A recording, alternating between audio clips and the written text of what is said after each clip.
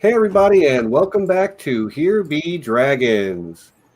It's good to see you all again this week. We're going to do something a little bit different this week. We do a lot of covering individual fandoms and individual creators, but my buddy Justin over here came to me with an idea that I really just loved and asked if we wanted to do a stream on it over on this channel. And I think it's right up our alley of the type of things that we like to discuss. So, Justin, why don't you introduce yourself and tell everybody who you are, what you do, and then a little bit about the topic itself. Oh, and that's John. You know John. What's going on? Yeah, first off, everybody in the chat, if you can hear me, let me know. And especially if this mic is like, it sounds like I'm screaming at everybody, please say so in the chat. Feel free to sit there and critique the audio because this has been an issue before for me. I'm not that obnoxious. Well, I'm Justin Thomas from Top Shelf Fandom. I'm happy to be here. I'm finally happy to be on screen with Steven and John. And today we're going to be talking about, not just what we're fans of, but what it means specifically to be a fan of something, to be a part of a fandom, to be a part of this culture, and how we differ in our fandom, meaning our fandom surrounds around storytelling and how impactful that is, and making some comparisons with say a sports culture fandom or a music fandom and so forth, and really just talk about how far reaching this is. And I think a lot of times don't we get asked by people, why are you so obsessed with a certain property, or why are you so into this? And that's kind of what we're going to get into, because yes, we are obsessed with it, all the little details, but it's because it brings up deeper conversations, and it's a cultural connection with no borders, and it's fantastic. That's very well said, sir. So that's the type of conversation we're going to have. You sent us a couple of articles to read and some things and points to think about ahead of time, and it really generated a lot of good, interesting, deep thoughts. So I'm looking forward to digging into it. But there's something I need to address. I made a mistake last week during our Oscar stream. During the mid-roll, I forgot to give our lovely patron, ridiculous Ed Tollett, his proper shout out. So I am giving it to him right now at the top and again in the middle where it belongs. I already contacted him, sorry buddy, I'm human. Moving on though. Yeah, so the first article you sent me is entitled Fandom and Participatory Culture, which I think says a lot about the overall theme of what we're talking about, the participatory culture part especially. Yeah, absolutely. It's important to keep in mind that we act in a very unique way as not only fans and consumers per se, but participatory consumers. There's a difference there. We participate in the marketing of this. We participate in the cultivation of art that is transformative. And if you can pass your fair use test on YouTube, then you got legal proof that it's transformative enough to be its own property. And it's something that, yes, other fandoms have, but arguably not to the same degree, since we are talking about storytelling and the different mediums in which we use to participate within this culture. A quick example of this would be, I think it's Frank's Red Hot that does, I think they used to do the hashtag, and I'll censor myself. I don't know how you feel about cursing. We put this, shite and everything. I don't know how to censor that word. Sorry.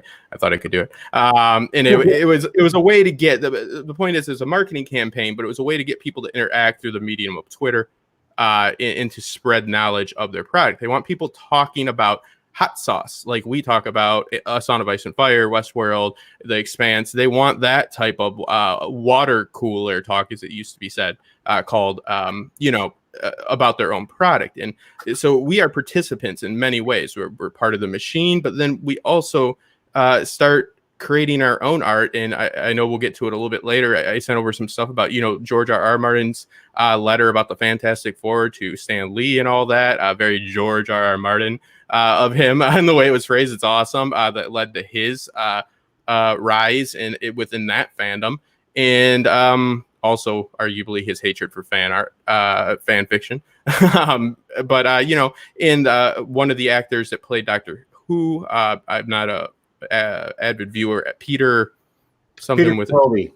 Yes, he also did similar things, like he wrote to the production and so forth. So it's like we see this trend of fans becoming creators, and not just on YouTube or any other digital medium, which we'll talk about all the different mediums and medium message and all that. But we see that we're learning skills by what you're doing right now that are useful in contemporary media.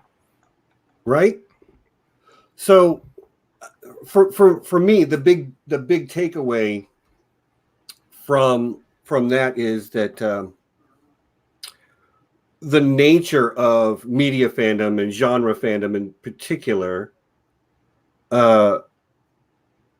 is different to most others, in that each individual who is a fan is a consumer, a marketer, and ostensibly a it also breeds creators, which is kind of why I titled this stream The Cycle of Fandom, because you become a fan first, and you begin to consume the property, and then perhaps you begin to get into some collectible stuff, and the deeper you go, maybe then you make a podcast, and then somebody else is inspired by something you said in that podcast, and they make a piece of fan art, and that fan art inspires somebody to try to make a cosplay of that, and then the cosplayer ends up being a guest on the first person's podcast.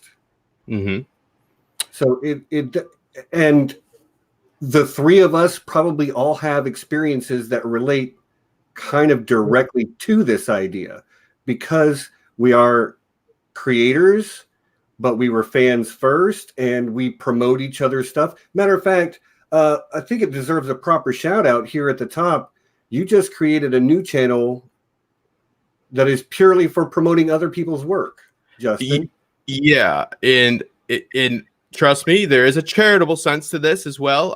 There's also an anger with the algorithm that is motivating it as well. But yeah, my first segment I ever did was YouTube Confidential. That's how I started my channel, and I was fascinated with the medium in general. And I have retained that fascination, but obviously now I'm a little bit more in the dirt, and am in the place. I'm not a huge creator, but I've got enough subs where I was interviewing people of my range at that time. Right. So I'm trying to catalog the fandom, and I'm trying to do it. I have one person helping me right now. I'd like to get some others. The idea is that like we get our subscription page, right? And then we also have a homepage that gives you like suggestions. But as somebody that is a lower tier as far as subs goes, and I create content for, say, Westworld, I'm quite a bit back when it comes to like where I am in the actual listing of videos that are out, even if I release at the same time as another content creator. And there's other people that are even way more far off, way worse off than I in that. And I think that this can serve as a great way to really like put into subcategories people that cover, say, Game of Thrones, but people that are lore centric, people that are theory videos, people that are reactors and like that. So people can go through, and not only can you see creators on the rise, which I'm creating a section for. So that's kind of what I'm talking about, of maybe giving it more of an even playing field to them. But it's really not all about that, because at the end of the day, you need to put out good work, and there seems to be a good, the cream rises to the top, and you just got to put in the work. It is a curated list. Yes, it's a curated list, and yeah, I really just am gonna create very few videos on it. It's not to make money; it is to serve as a catalog, and it is definitely, I think, hopefully going to be something that's going to have nothing but good come out of it. And it's just, I think, I don't know, I appreciate something like that, because a lot of times you don't hear about this creator that, say, even some of your friends are so into for so long. Then you come across them and you feel like a fool. This is just a great way. It's like your third option, right? It's like, let's go see what's going on over there. So right, and that's called Fandom Family, right? Yep. And it's linked, the YouTube, the channel is linked in the description, so it's down there. Yeah. Easy to find. Just go to the description and follow that link and subscribe. And you're going to be covering a lot of different fandoms too.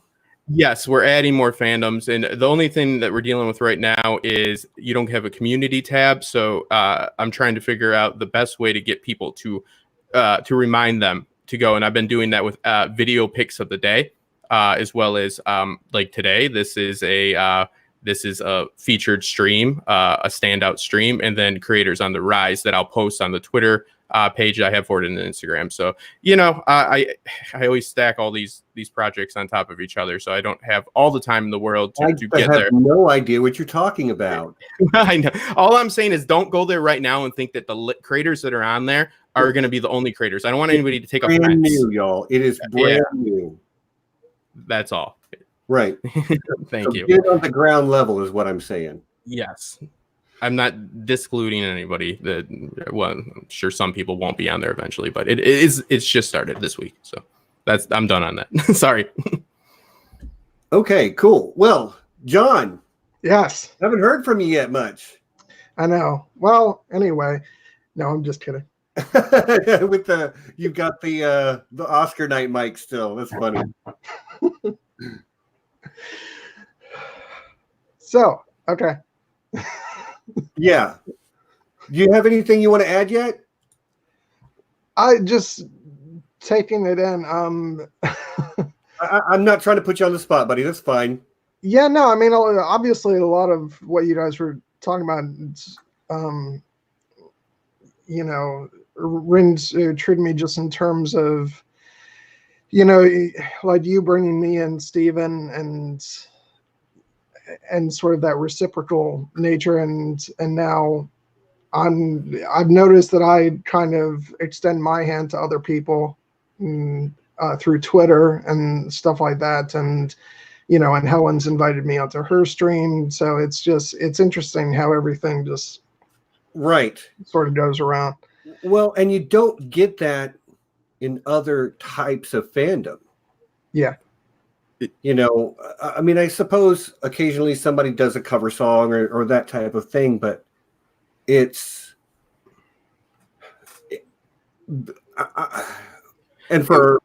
sorry, I have about 5 different thoughts running through my head at once.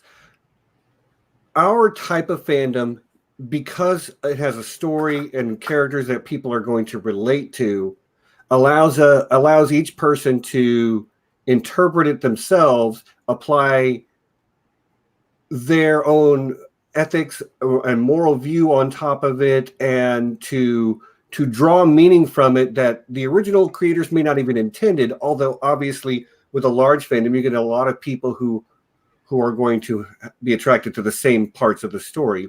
Yeah.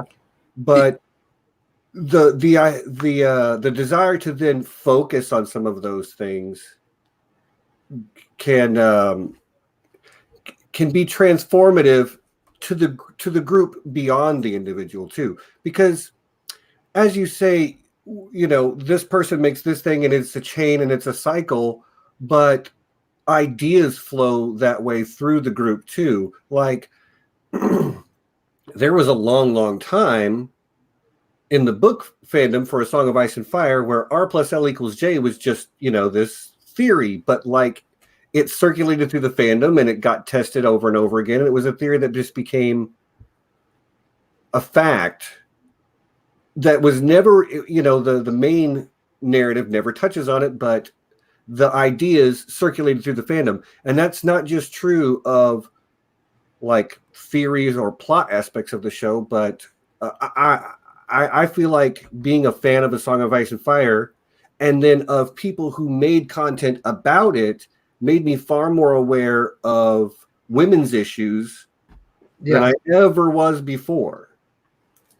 Yeah, I mean, it gives us an empathetic view. A good story gives you an empathetic viewpoint, meaning you understand the characters actions. At a very basic level, it is this shit makes sense. Meaning, like, you think this person would realistically do this. You don't agree with what Tony Soprano is doing, but you understand he thinks that's what he should be doing. It's empathy, not sympathy. It's not support. It's not. I think that anti-heroes get mixed up like that. You're empathetic. It's a realistic, portrayal. You can believe. You're buying into the gimmick. So when we have an empathetic viewpoint, there's no doubt there is scientific studies, but I don't even need to cite them. Number one, I don't know them by name. Number two, an empathetic viewpoint is advantageous for everybody in life, in women's issues, and in stories of empowerment, and stories that showcase when people are being objectified, are very, very important to society because of the way in which we can communicate through the mediums now. And it's the idea is convergence theory, in which Henry Jenkins, he is pretty much coined, the fandom theory and cultivation theory, and he works with and so forth. What that means is convergence theory is when a shared skill set or shared interest across cultural lines will bind people together. They said this after the Industrial Revolution, that people would just all be working like the same type of factory jobs. So hypothetically, in theory, then everybody should, no matter if they're Russian, American, Japanese, or Indonesian, they would be sharing the same culture, and they would be relatable. And there's issues with that, and it didn't turn out to be completely true, but it works within what we're talking about right now, is our shared interest of story, which gives us an empathetic perspective on life, is not just about, do you like what Sansa did or not? You're thinking about the morality, the ethics. You're thinking about the philosophy behind this story, and you're generating, yes, book club-esque conversations, but across a wide range of diverse peoples. And, it's just advantageous as a whole. And it gives you just such a better outlook on what other people's lives are through the life of a fictional character. That's why I always say fiction is the best medium for truth. It is truth devoid of fact. And that's what separates it. It also, other fandoms like football or sports, that is going to, yes, create a sense of community, and that is good. But it also has a competitive aspect to it, right? Your team versus other team. In all fairness, this does seep into our fandom with, Sansa versus Dany, or this versus that. And there's negatives and positives. It is the life, people. It is pros and cons to everything. I believe the pros are more prevalent, and just doing a stream and meeting you two, it's proof of that to me. It is exponentially improved my life to be a part of the Westworld community, to be part of a Song of Ice and Fire, and so forth. I mean, life-saving, literally life-saving, because of what I was doing before.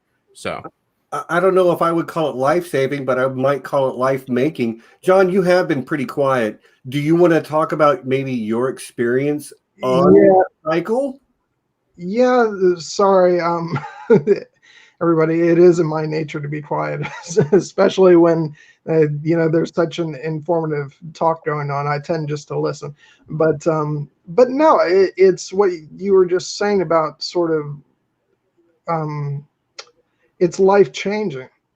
And I mean, heck, I was just talking about this with you and people in our Slack group last night about the change that being part of this fandom has had on me. I mean, just in the last year, by not just watching Game of Thrones on my own and, having my own experience, but by taking those first steps to be part of the overall community.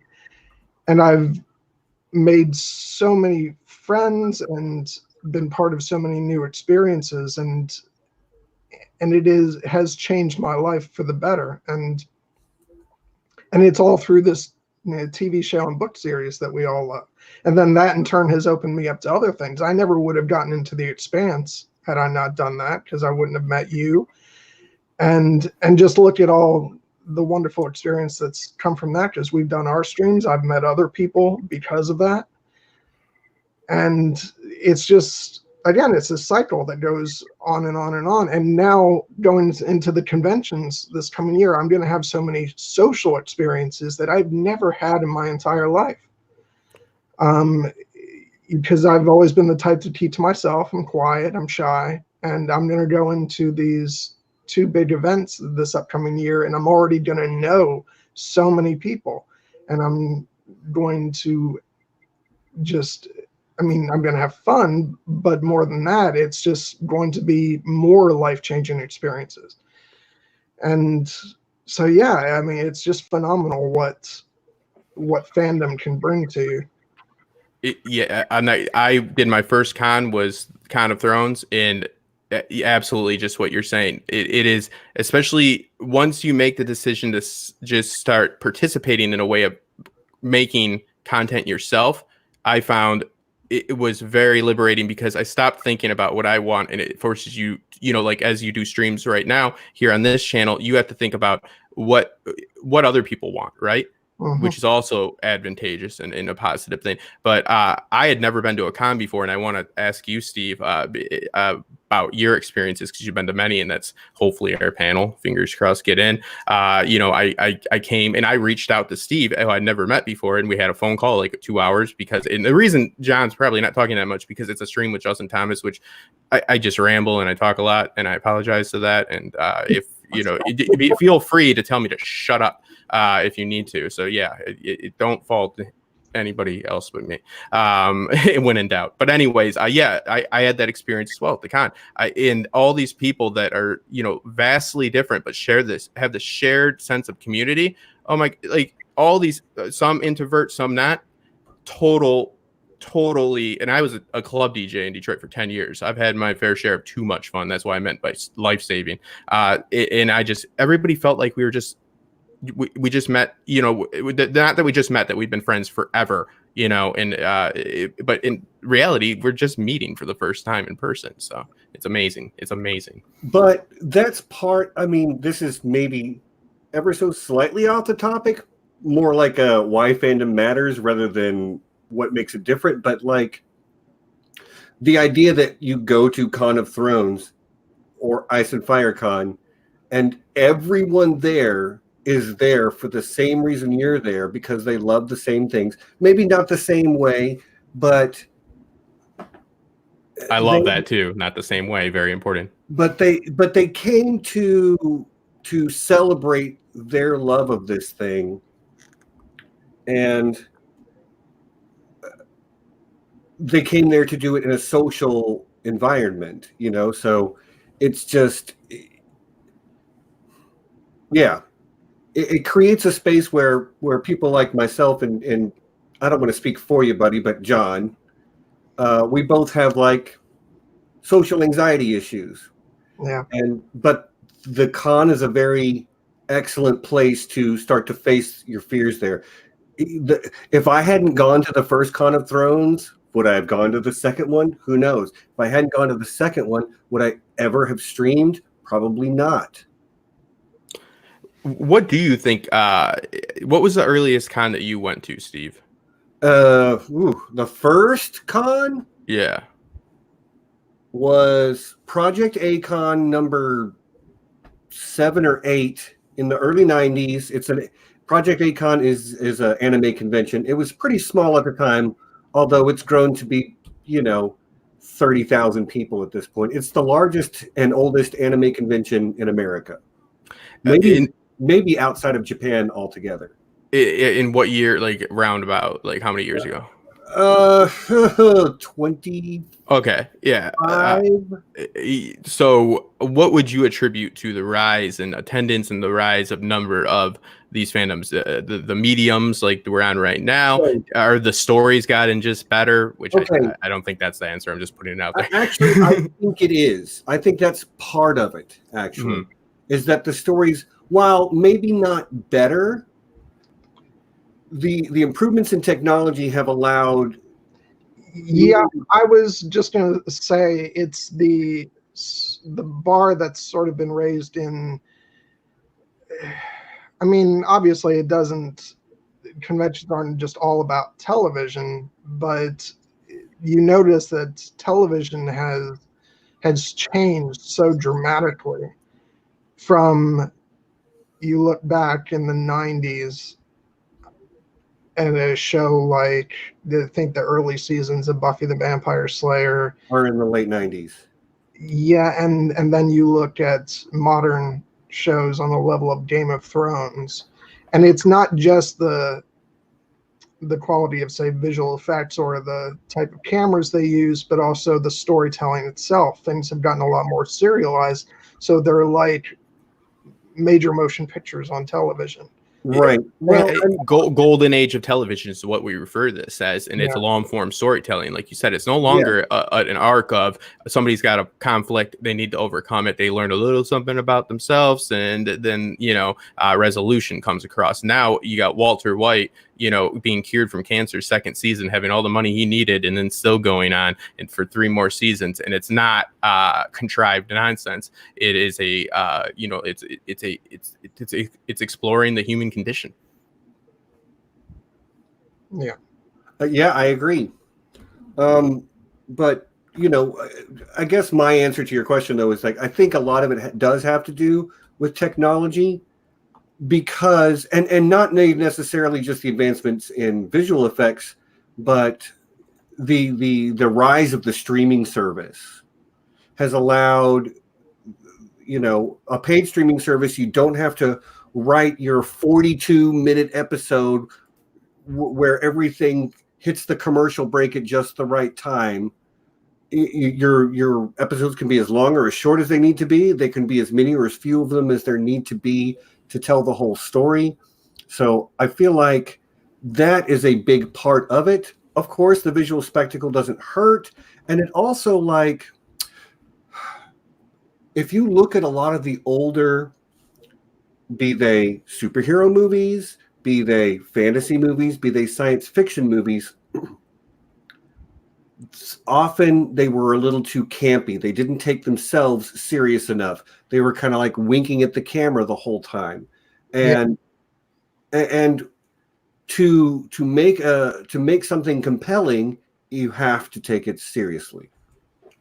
And that's not to bring in my go-to obsession, but I do remember back when Lord of the Rings came out, and the big thing when the first film was first released, it was all about, this is a fantasy film that takes itself seriously, but it's not a, as you said, campy winking at the audience. Right. It was not just that it took itself seriously, but that people watching could take seriously. Right, because so there's these weird looking guys and little short guys and a wizard and a freaky weird whatever Gollum is, but the actors and the story, all the storytellers gave it a lot of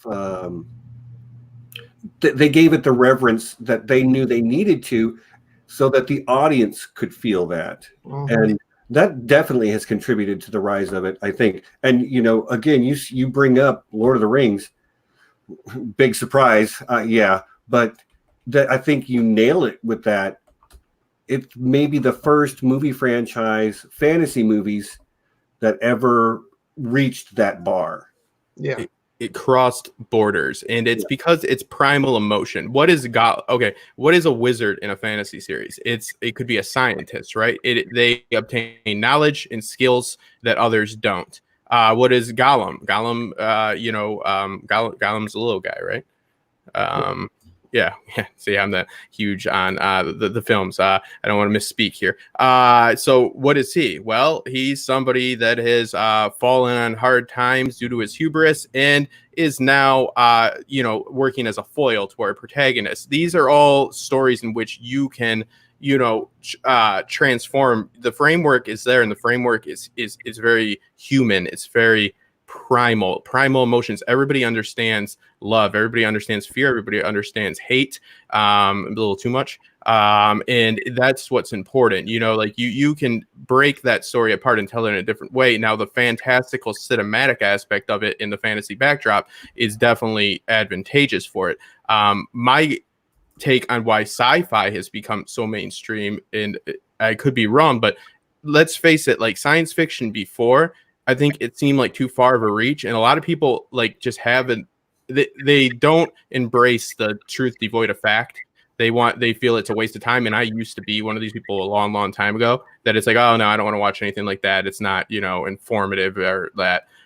In my pseudo intellectual early 20 years, everything had to be spot on, so I could learn something off TV. But I didn't understand the nuances of it. But now science fiction, it's like, look at Black Mirror. Okay, how even The Expanse, yes, the technology is far in the future, but they explain it well. The world building's well. My point is it really science fiction anymore, especially with Black Mirror and shows like that, or is it just our world? The technology has advanced so far. I'm not claiming that with The Expanse, but it still feels like it's only an arm reach away. You only have to jump, over a few suspension of disbelief hurdles to get to how they travel with the fuel and all that, But it's like I think that it's science fiction with the technology innovations that have happened. It's not even science fiction anymore. It's just telling stories about our world. It's no longer another world. So people are willing to go in, and it's never has been that, to be clear, in my opinion. Star Wars or Star Trek has always dealt with diplomatic and bureaucratical issues. These are all based in reality. It's just departing from reality is the issue that people couldn't get past, I believe. But I'm talking about the masses for high concept. Yeah. Well, Star Trek suckered some people in. And understand that when I say suckered, I mean they used a certain storytelling device, especially the old 60s version and the Next Generation, in that the Federation was always shown in those series as being like they already had solved all their problems. So they were going out into the universe, and then they were coming across sexism and racism and whatever other isms you got for me in other cultures. So it was very clean, which allowed a lot of people to identify with the Federation, especially American viewers. They want to believe in American, right? They want to believe in American supremacy, especially in the 1960s, and which is, I'm not trying to take away from that at all, because it still did what it did to shine a light on the social issues of the day. First interracial kiss ever on screen was on Star Trek. But I think a modern audience needs to be able to see the reflections of our world in their science fiction, and maybe and you're right, sometimes some science fiction hits a little close to home, because as you say, Black Mirror can be pretty freaky in some ways, just the way it makes you think about stuff.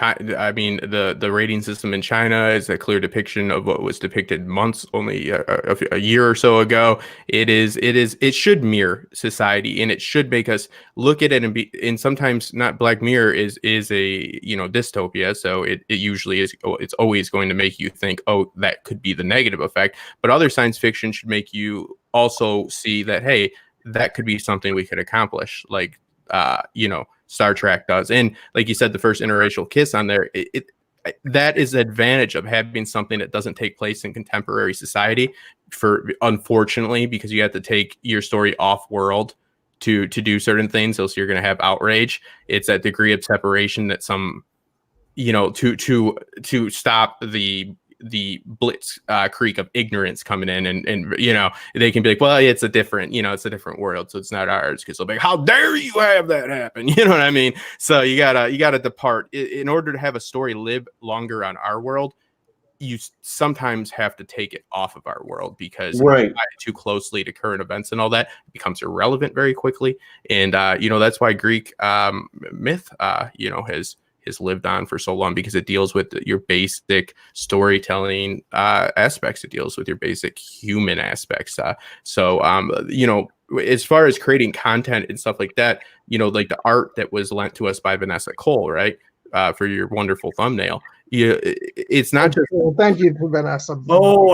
Yeah, actually, Beautiful work. stop everything. She deserves a shout out, and I forgot.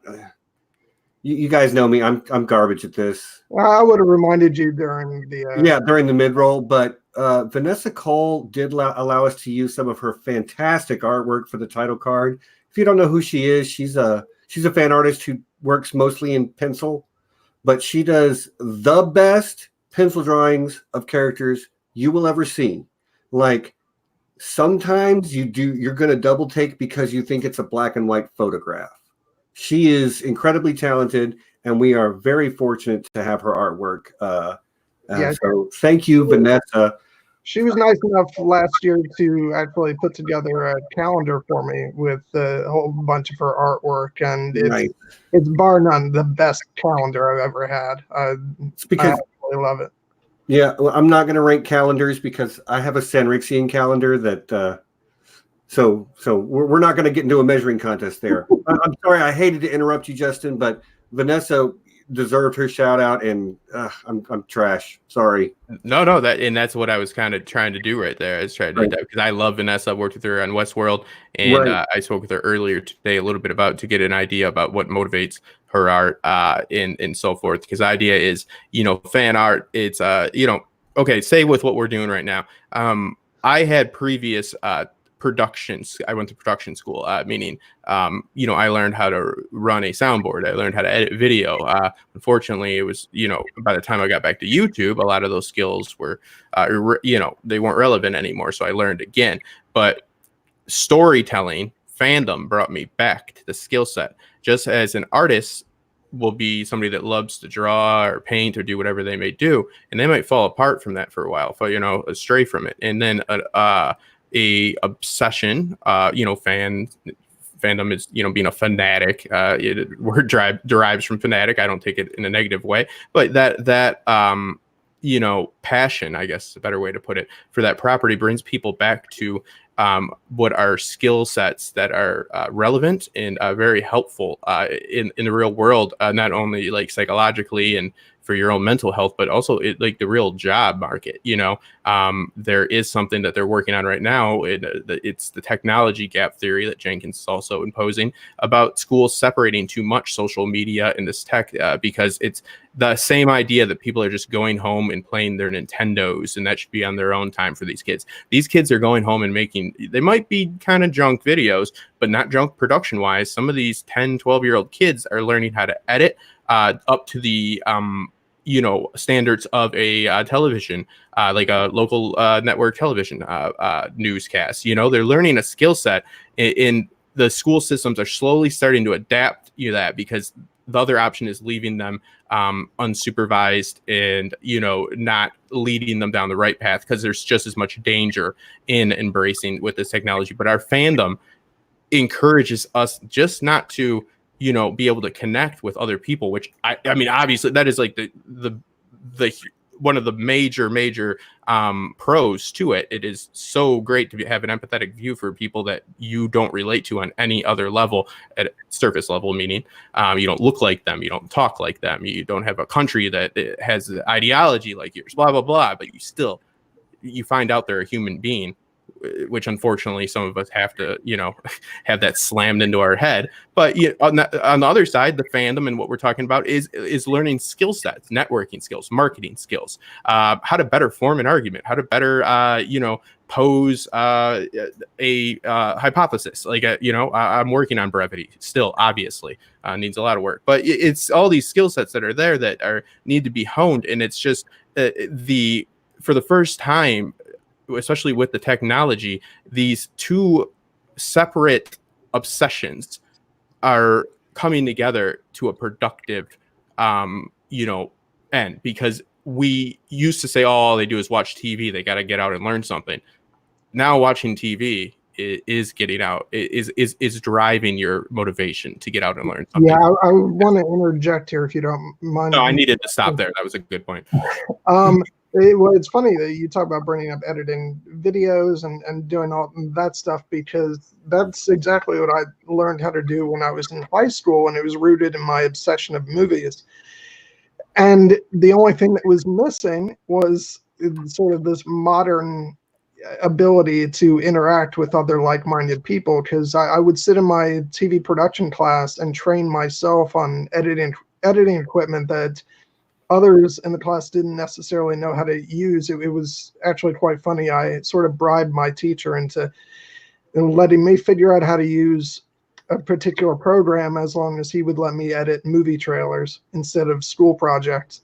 Mm-hmm. And so it's funny, you do develop these skills, but it's a whole new world nowadays with being able to interact with other people and exchange, videos and all that stuff. I mean, I would have killed back then for all the tools that are available now. OBS, oh my God, OBS is a full production room on your computer for free. It is obscene. And yeah, that's awesome. I think we're around the same age too, so we probably dealt with the same type technology and all that. So it's not a conventional job market in the sense of how people get jobs. Famously, people have been photographers and art, graphic, major TV shows, through posting on Twitter, through posting on Instagram. Somebody just brought up in the chat that there is a dark side. And yes, that's why it's important. Like I said, there always is negatives to these mediums and to these obsessions. And that's why it's important, especially for people in their formative years, to have this regulated and have it supervised and guided by the school system. It's no longer, let's have a school schedule to have people, adept to work into coal mines you know what I mean? It's like, let's get people out there that can have relevant skills. So yeah, people are learning more relevant skills and what used to be called, screwing around. Yeah. And we still get to screw around. That's pretty sweet. Right on. So you also threw up a couple of bullet points and I'm scrolling through those. So one of them is that are we defined by the property the fandom is based around, or is the property defined by those who are fans? Defined by those, yeah. Are we defined by it, or is it defined by us? Yes. And that's an interesting question to be had, because some fandoms are known for being more toxic than others, and some are known for being a little more intellectual than others, and some are known for attracting maybe a certain demographic over others. But so I don't know that there's actually an answer to this question. It kind of feels like you want to give the answer yes when it's a good fandom, and and maybe no when it's it's the chicken or the egg, right? Right. It's cultivation. That's cultivation theory. Cultivation theory is that it is again, I don't ever like purist approaches that cannot concede that there's flaws in their theory, like convergence theory, thinking everybody's just going to get along because we work the same jobs. Not true. Everybody's not going to obviously get along because we like the same television shows or we like the same video games. There's never an absolute. Only Siths deal with absolutes. So we need to look at it. It's called cultivation theory versus the hypodermic theory.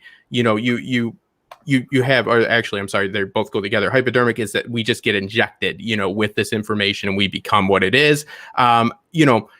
There is an answer, and that's kind of what's great. I think that certain properties like science fiction and fantasy lend themselves, and there are studies, to people that are people that love to ask questions, people that love, like me, I am so content with just having questions posed to me. I don't like answers in a lot of in cases that are. So why do you think that is? Well, because the show itself is asking a question. It's presenting to you fantastical and advanced technology, whether it's fantasy, it's a hypothetical per se, and they are giving you a story that you could turn into, in a lot of cases, like I said, that takes place in contemporary times. But people that have active imaginations, or people that are going to like questions, they're going to trend more towards that. But I don't like putting people, there are studies that show that, but those Pew researches and all that, I mean, I don't know. I never fill out surveys, so it's like I don't trust that completely. But I think there's logic to it, that people like certain type of personalities can go into it. But what I mean is, I think it's great that they aren't, that everybody in A Song of Ice and Fire's fandom isn't in line with their ideology per se. I think that overall, like if I had to bet on it, put a gun to my head, I would say it's more of a liberal community. Probably, but it doesn't mean, you know, that there's not conservatives there. In our large form are that it's made for liberals. It just happens to be the way it is, and you know, we form that art just as much. But that might be because those who tend towards a liberal mindset are seeing the women's issues in the stories reflected and seeing the class issues in the story reflected of things that are important to them.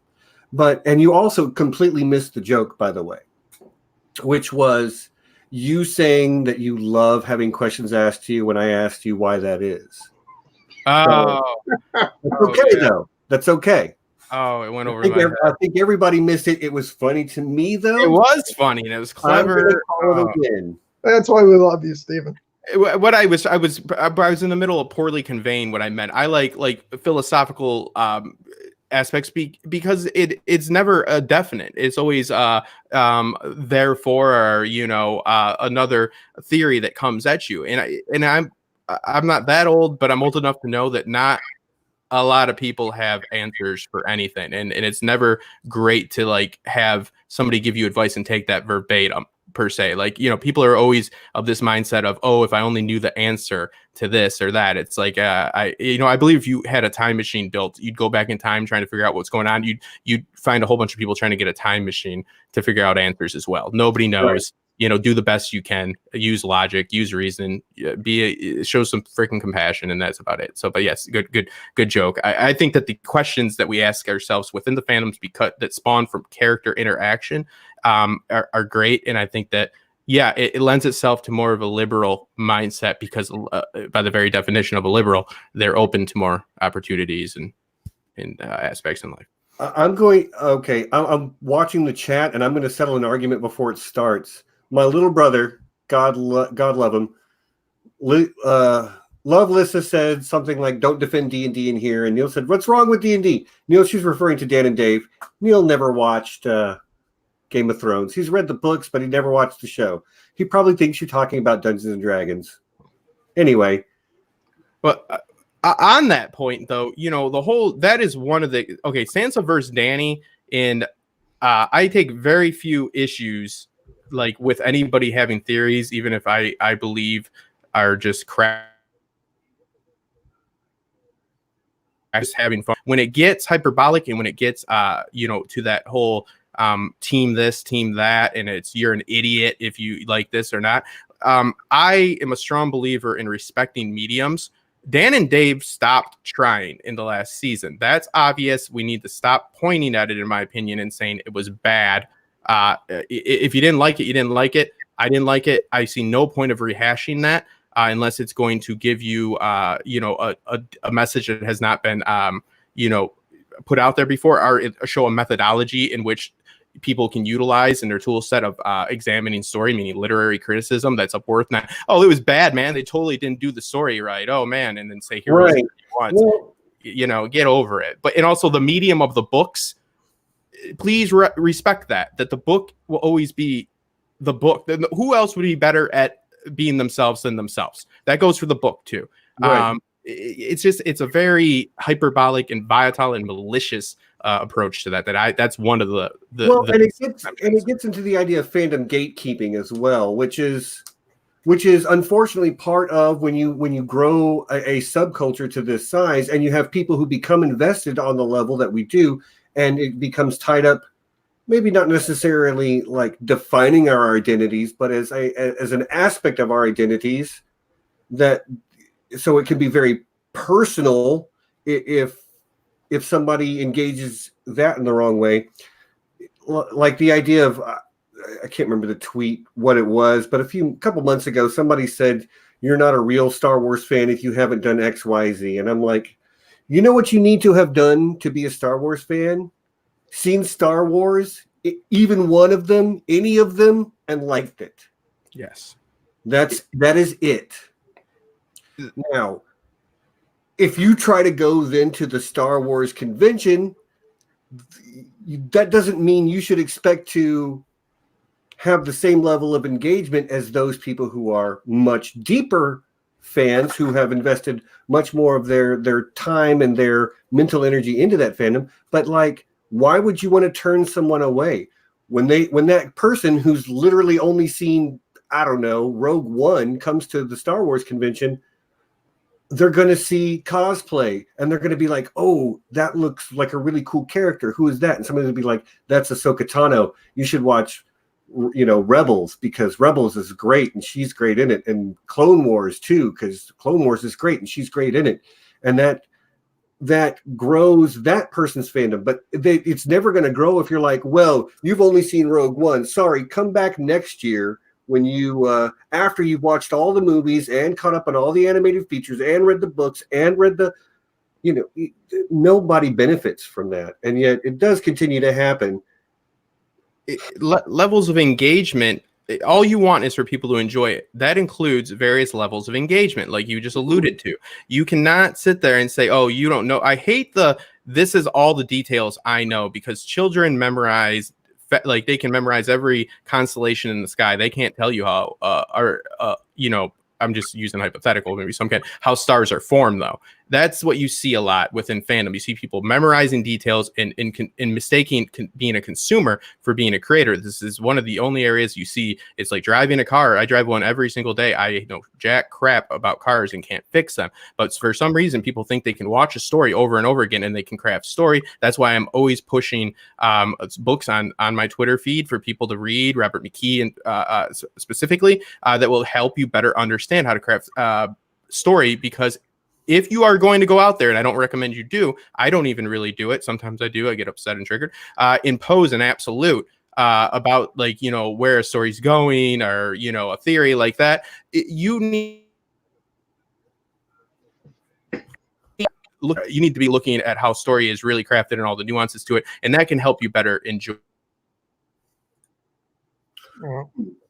No point like that, and people love to give agency to say, like Dan and Dave. I saw the argument of, do you believe that they didn't tell Danny that she was crazy? This comes back to taking a certain thing away from a story. Let me tell you something. The story is all of ours. The story is yours. You can interpret whatever message you want, and that is how you feel. You cannot dispute feelings. Feelings are a fact. They are how you feel. If you want to argue the validity of somebody's feelings, you're a jerk. Number one, it's not a very intelligent thing to do, and it's not worth your time. You feel how you feel. Dan and Dave thought she was crazy the whole time. Fine.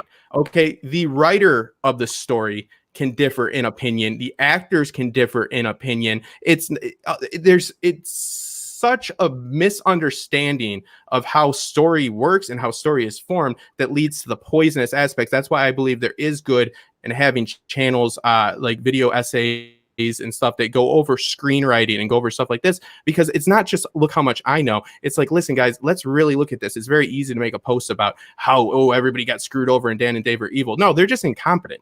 Okay. Don't ever mistake incompetence for, and they're only going to go that far. All I'm saying is they were incompetent in the end. That's all I'm saying. There's no way they weren't. They're not bad screenwriters. They adapted a story that couldn't be adapted. Okay. They didn't want to finish it, obviously, in the end. So it's pretty obvious that they rushed through it and it wasn't the best product. But their competency, all these people that are doing rewrites, first off, call it fan fiction, because that's what it is. Second off, okay, you aren't the screenwriters that they are. They did a bad job the last season as professional screenwriters that work in Hollywood. I don't crap on them for no reason. Right. Respect their profession as well. And there's no good that comes out of this. I'm not trying to start that argument. Yeah, I'm just saying it's a widely held belief that it wasn't good. I'm using it as an example because I need an example here. I don't care one way or another. John, you obviously are. He's going to preach his love for season 8 to the day. I'm not going to get into it. But that's fine. That's not what this stream is. So I don't want to. That's a whole other conversation. Come see John's Why Season 8 It Rocks panel at Con of Thrones. #maybe. Yeah, there's others who are doing that. I came too late to it, so I'll have to settle for being in the audience. But I will be in the audience. And that's fine. Again, that's not really the conversation we're trying to have here. No. And I just want to say that I would not diminish like you. Like I said, that was the point of that argument. I was just using a widely believed that just because a lot of people believe something, it is the great minds think alike, or do fools rarely differ. You know what I mean? So yeah, in no way am I saying that you should think. Yeah, that's fine. Oh well, John knows I'm not the biggest fan of season 8, but we pride ourselves on being able to disagree and just being able to disagree. Yeah. I mean, I tend to take a more jokey approach to it, where I mean, I'm completely fine with whoever doesn't like season 8. Obviously, there's a lot of people, so I take the lighthearted view, and I just kind of poke fun a little bit, but. It's beating a dead dog at a certain point as well. Again, if you're not having a constructive criticism that leads to a better methodology of deconstructing story, or a point that has not been brought up before, stop making videos about how it was bad if you believe it's bad. That's what a child does. He says bad, points a finger. Fix the problem. Yeah, I'm not going to name any names, but I know a few people who do that type of thing, and I don't watch that content. Talk about what you like. Yeah, I mean, I'm very much the type of person who I like talking about the things that I've enjoyed.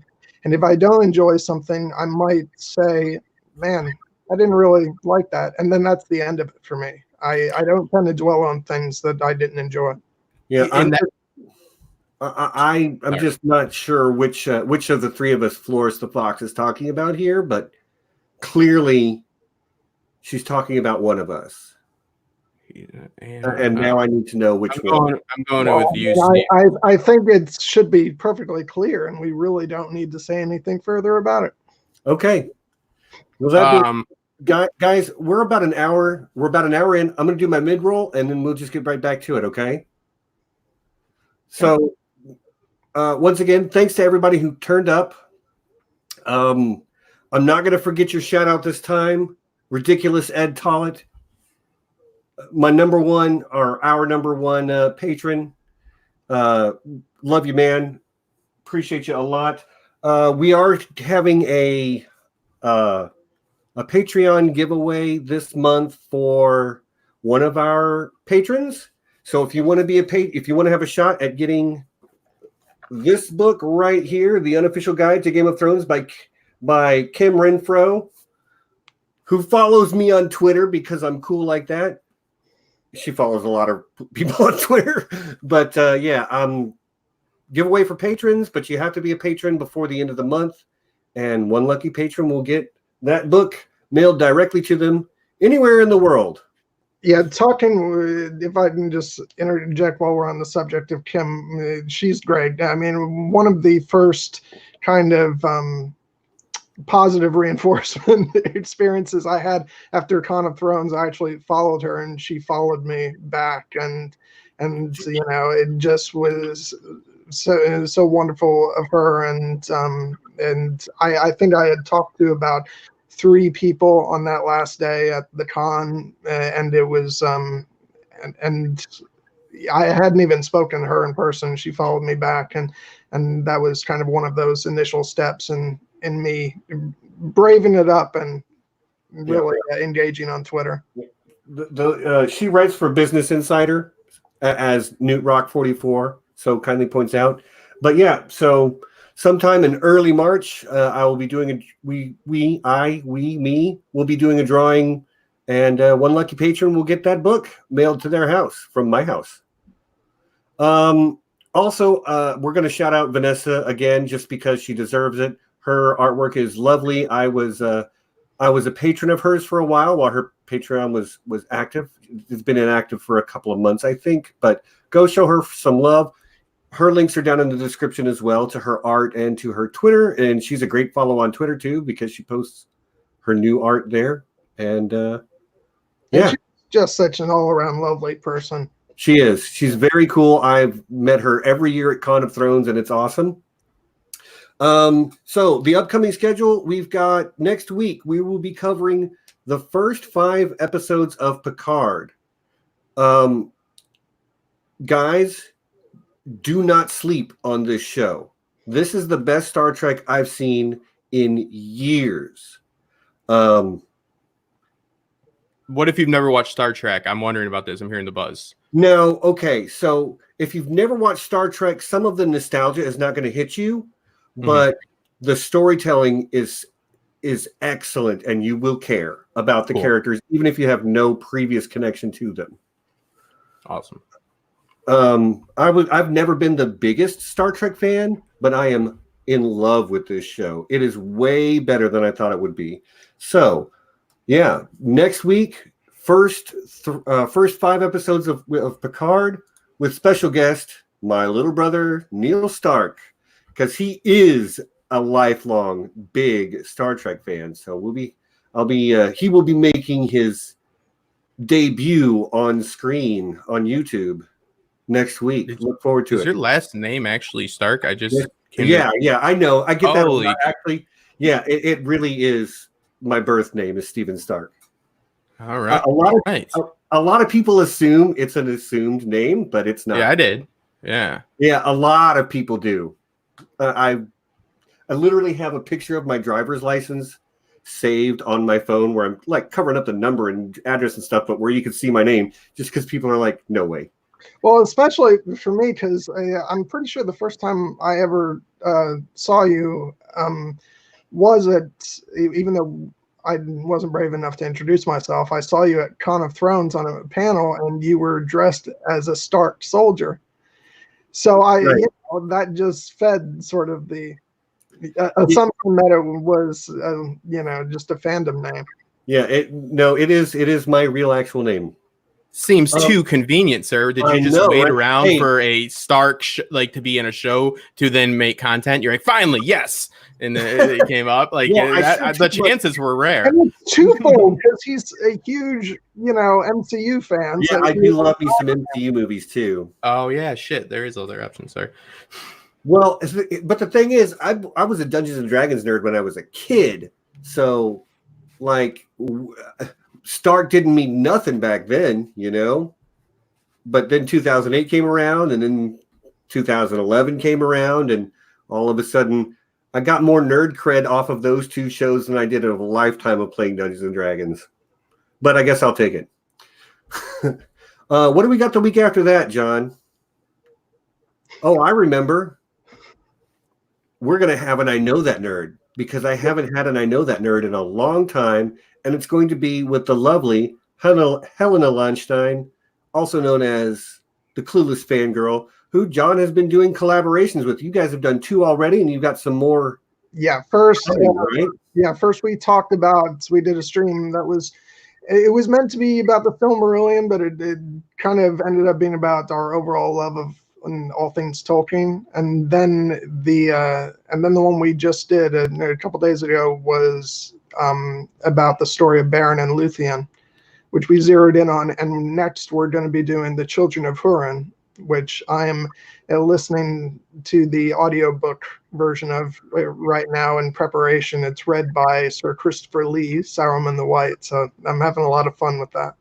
Right on. And then I know we have something the week after that. Oh, yes. Our own dear sweet Nessie had never seen Firefly in her life, and she just watched Firefly. So we're going to be doing a Firefly and Serenity stream, just showing some love. And so yeah, that's what we got coming up. But we still have an hour left on this one, and we still got some ground to cover with some really fun ideas. So Justin, take it away, my man. What's up next? What do we want to talk about? Yeah, I just want to touch on a few things. One thing in the chat about fan fiction, I wanted to make clear. I wasn't downing on fan fiction. I was saying it's really important to label what you're doing correctly, because a lot of times what you see within fandom is a consumer review is the most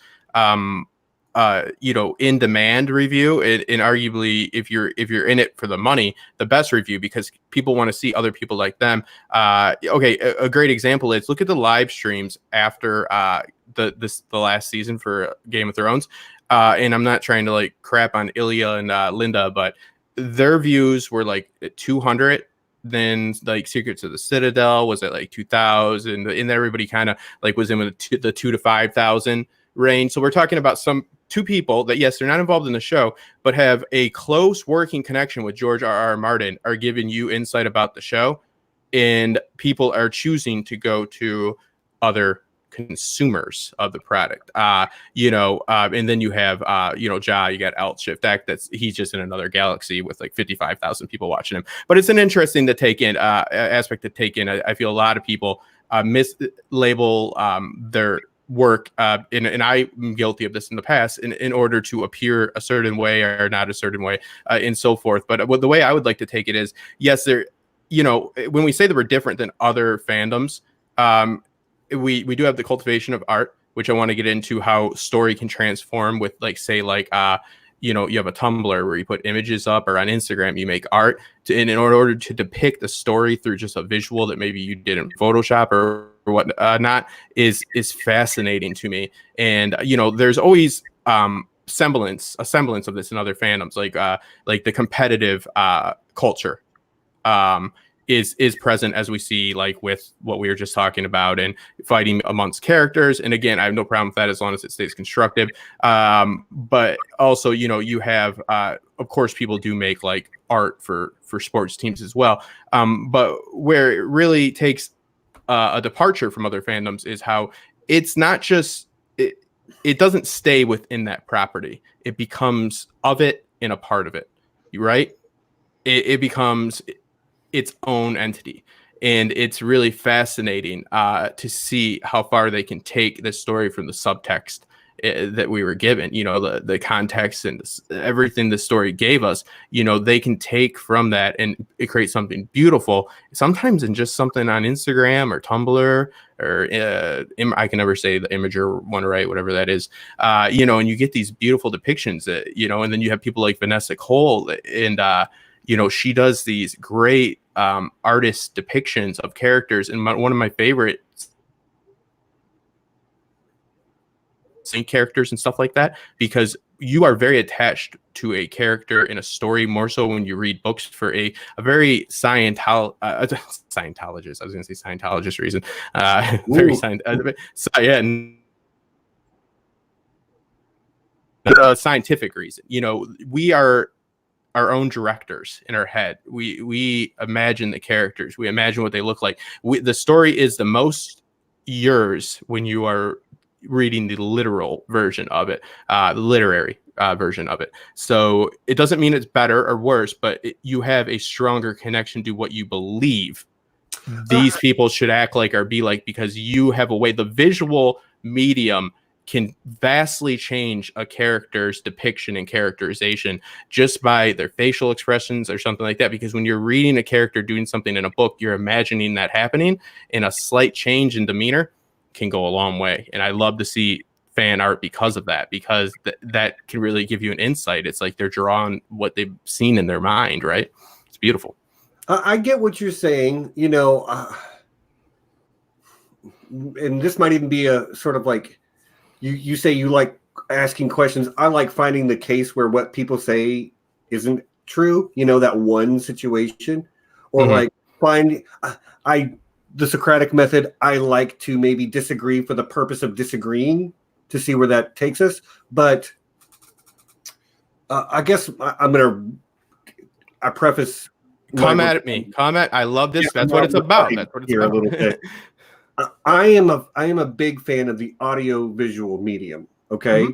Much more than I am of reading books. Now, that doesn't mean I haven't read good books in my life. I've read many good books in my life. I've read the entire series that is available of A Song of Ice and Fire 4 times. So, but I connect stronger when I have an external visualization.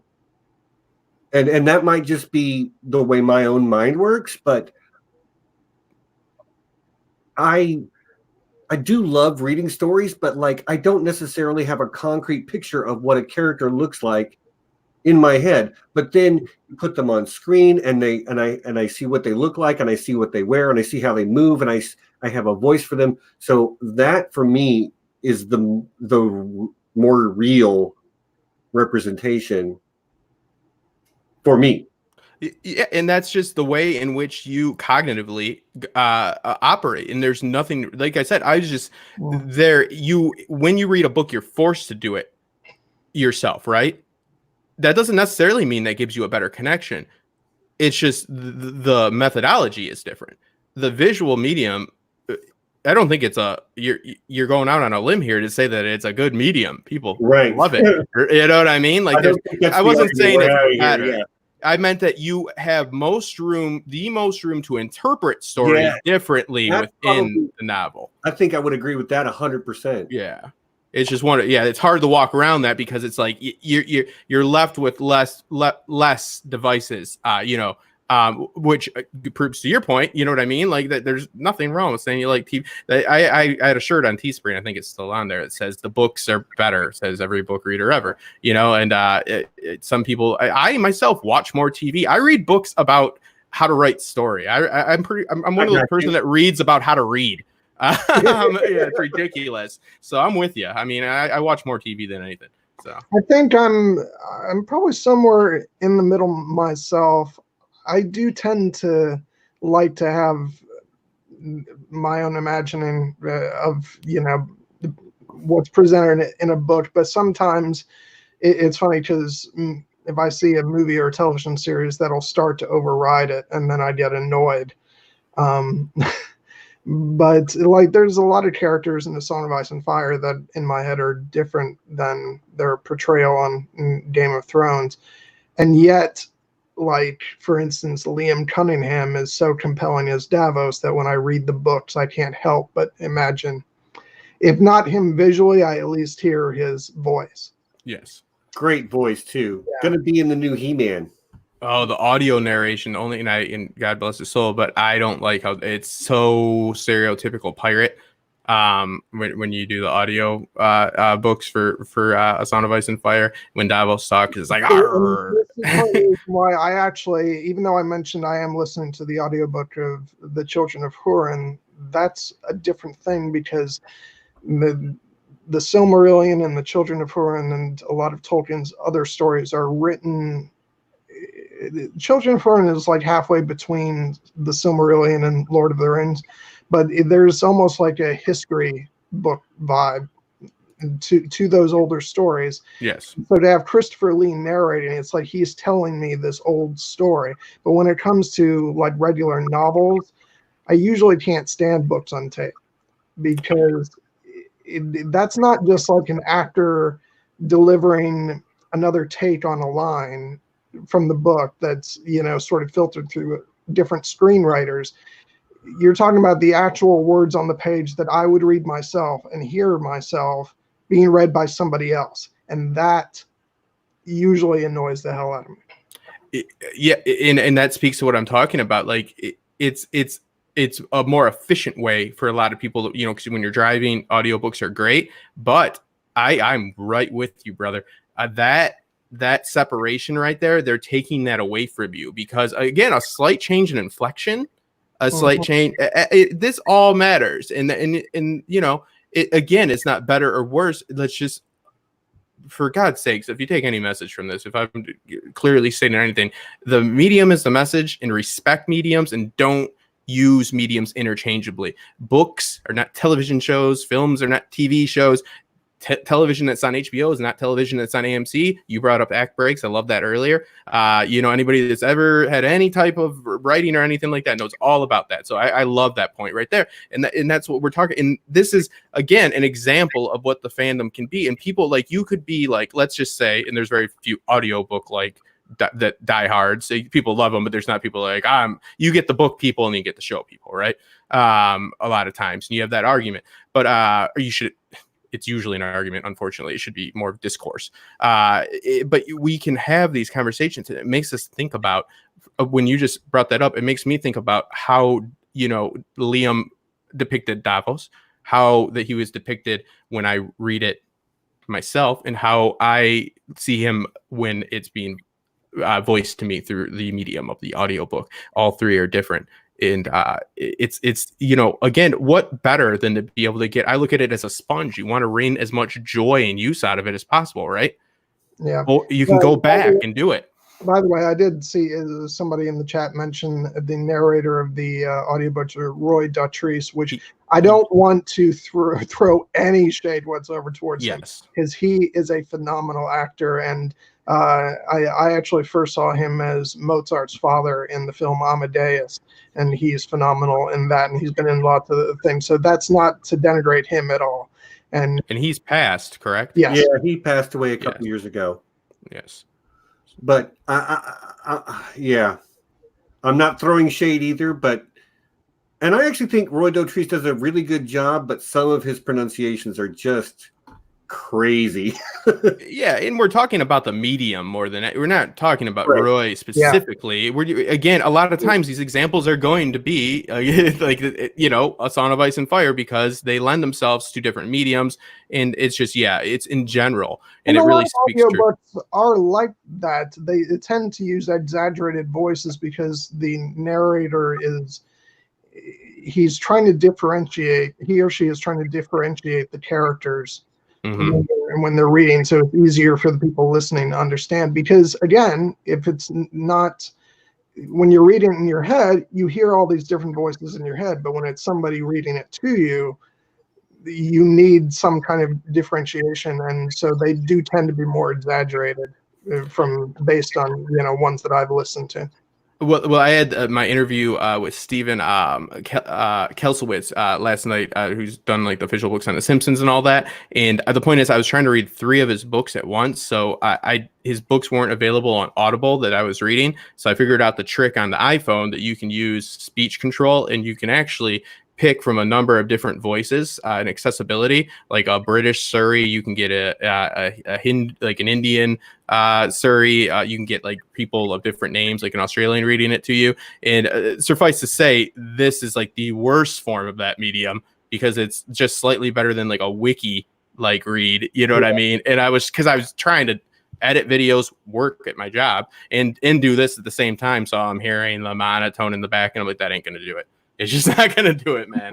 It's not effective. But it is a cool little trick if you ever are reading articles or all that, to use that voice command. I don't know why they don't advertise that more. I don't know why I'm advertising that. I don't work for it. See, participatory consumerism. There we go. That's why. There it is. And which actually, like, it's I don't know if I'm retreading the same ground, but if I am, I think it's worth restating that the thing that drew me, because you pitched this as a panel idea for Con of Thrones, and I was like, "Ooh, that sounds fantastic." And then you thought, well, and then you came and said, "Hey, let's make a live stream out of it too." But like one of the things that has really stuck with me as I've read the articles and thought about the ideas that we've been talking about is how. And this is, I'm just going to use my own personal experience as a reference point, how I am a patron of 2 YouTubers. I have 2 people who work with me on this channel who came up through watching other people's content and then writing their own stuff. John, your road was a little bit different than that, but Nessie was doing collaborative writing on theory crafting and analysis stuff. And we sort of formed the channel out of that. And now, and then there's collaboration with you. And this is not the type of thing that happens. You don't see live streams about the Indianapolis 500. Well, maybe we do, but like, I doubt that there is a weekly live stream about car racing in general. You know what I mean?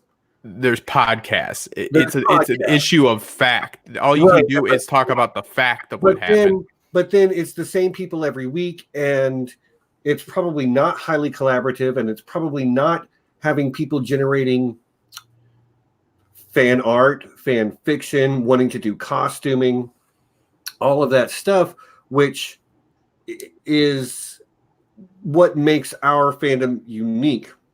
And then as far as, you know, you bring up that it's a marketing thing too. Like, I know you posted about this on a Facebook group on Geek Chat One. I threw it all over Twitter. John, I'm sure you put it up in the places where you go. And then my friends who I have promoted their stuff are now promoting my stuff. Like, I don't think a week goes by that Aziz doesn't shout out my channel, our channel, sorry, during his live stream when they're doing Valerie Reedus. He tells his people to come watch me afterwards.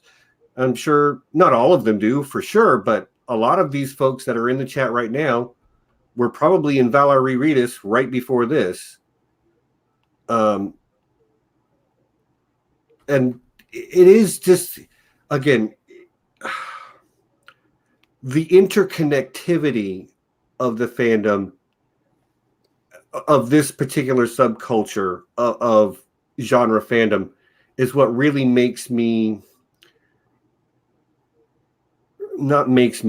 I find it intriguing. I do love like sociology and psychology and the way that people engage with each other, and it really is unique, probably in all of history, the way genre fandom creates its own microeconomy of people who consume content, promote that content, and then create content for other people who are going to consume it and promote it. And again, it's a cycle. Absolutely. And it like that collaborative sense is so great because I mean, obviously not everybody recommends everybody, but I've been lucky enough to have people that I collaborate with that I consider to be the best. I came to you, in fact, about the panel when I did not know you, because the people that have been on the panel or that I pitched it to first, two of them, without any preface, any context whatsoever for you being brought up, said Steven Stark would be great for this. And I kept saying, well, I don't know him. You know what I mean? But my whole point of making these panels is reaching out. And I put this when I pitched it. My panels that I've pitched are not just the people. I noticed this, and this is what happens. And it's very natural because the people on the panels are the friends of the people, right? Because that's who they know. I mean, it just makes sense. I'm not downing on it. I aimed with every single one of my panels to get the best people for that topic, not just the people I know. And so I was reached out to you, and it's like when you recommend other people, it's because it's not bad to have other people doing what you do, as it would be bad to have another IndyCar report out there, because they're giving straight facts of information. Yes, opinions about how they went about it. I'm not minimalizing it, but it doesn't lend itself, because it doesn't become so transformative that it becomes its own property. What we do is special in the way that it becomes. We are the future, or the younger generation. Maybe, hopefully, I'll get a job in the industry again. But the future creators are on here, and this is something that you are able to. Everybody's always probably. I know I've been asked a million times, like I said before, like, why do you obsess over this? And I've thought to myself sometimes when making videos that maybe I should just do a channel about MMA. I'm huge in MMA, right? Because I'm passionate about it. And I'm like, but no, that doesn't appeal to me, because it doesn't lend itself to these philosophical questions. It doesn't lend itself to this beautiful artwork that I get to, experience and have lucky enough to, have people contribute like you had here. And it just doesn't open myself up. I don't see that. I see that as fulfilling the need to have a good time in my free time, right? Something to do that's fun. I see what I do on YouTube as something that hopefully people take something away from that is advantageous and have a good time, but also I feel it betters me as a person. Westworld has made me question spirituality, has made me be more open-minded. And, again, it's a great departure sometimes from even the context of the story. And that's what makes it beautiful, because art cultivates art and all mediums, and mix that with the tech. like how John was talking about how he was in tech school, like I was, you mix those and with this rapid expansion of technology, and it's just so beautiful because we get, again, the medium will dictate the message, and somebody can depict a Westworld in a meme. They can depict it in whatever is the next big, platform that comes out. People have to figure out how to tell a story in, what is it, 200 some, not enough on Twitter, especially with my lack of brevity, but they have to figure out how to convey a message and tell a story on Twitter, opposed to Instagram. And it's like, there's actual studies from MIT where Henry Jenkins is from, that break down Tumblr, that break down Instagram, how many posts about like this like superhero was in like what context of it, to get like different regions and see how different people in India feel about them, how they choose to depict them. Also, as you were talking about the feminism aspect of it, this allows people to take characters, especially like Transformers, for being kind of a pretty basic premise, as far as Michael Bay does it, is embraced by the feminist community. I don't know if that's proper vernacular, because it is autonomous beings that don't have a sexuality, right? So they're able to attribute that hero beyond gender constructs, and it's beautiful. So fandom opens itself up to enlightenment, a renaissance of sorts. And I don't go looking for noble causes or for progressive things. I like them and I appreciate them when they're present. And I think that it naturally happens in this fandom so often that's beautiful. It's not pushed down your throat. It's there organically. And that's truly, that's true. I can't think of the word, maybe because it doesn't happen enough. Progress. Right. The bad sign. What's the word for progress? Yeah, I've never had it. All right. Wow. Guys, the chat is making me blush. I'm sorry. They're being very, very nice to me, and you guys need to stop because you're making me blush. Yeah. What would you say, Steve, your channel does for people? Because you are, you know what I mean? Like, what would you say? Like, what is your goal for that? There are 25 people watching us right now. That is about normal for the live, okay? And I bet if I was to take a poll, it's the same 25 people every week, and they're in there right now. People like Beth and Mandy and Anna and Newt and Padar. Flores has been in before. I'm not going to scroll through the whole chat. You guys know who you are. We see you every week. So what I feel like is I give a place where people can come and talk about nerdy stuff because that's what they're into, or maybe learn something new about a different nerdy endeavor. But like in so doing, we're not just saying, hey, you should watch The Expanse.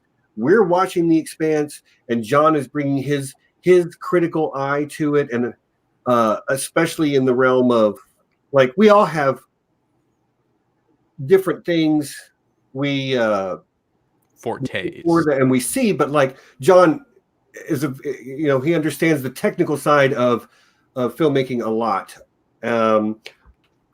where I love to dig into the psychology of characters.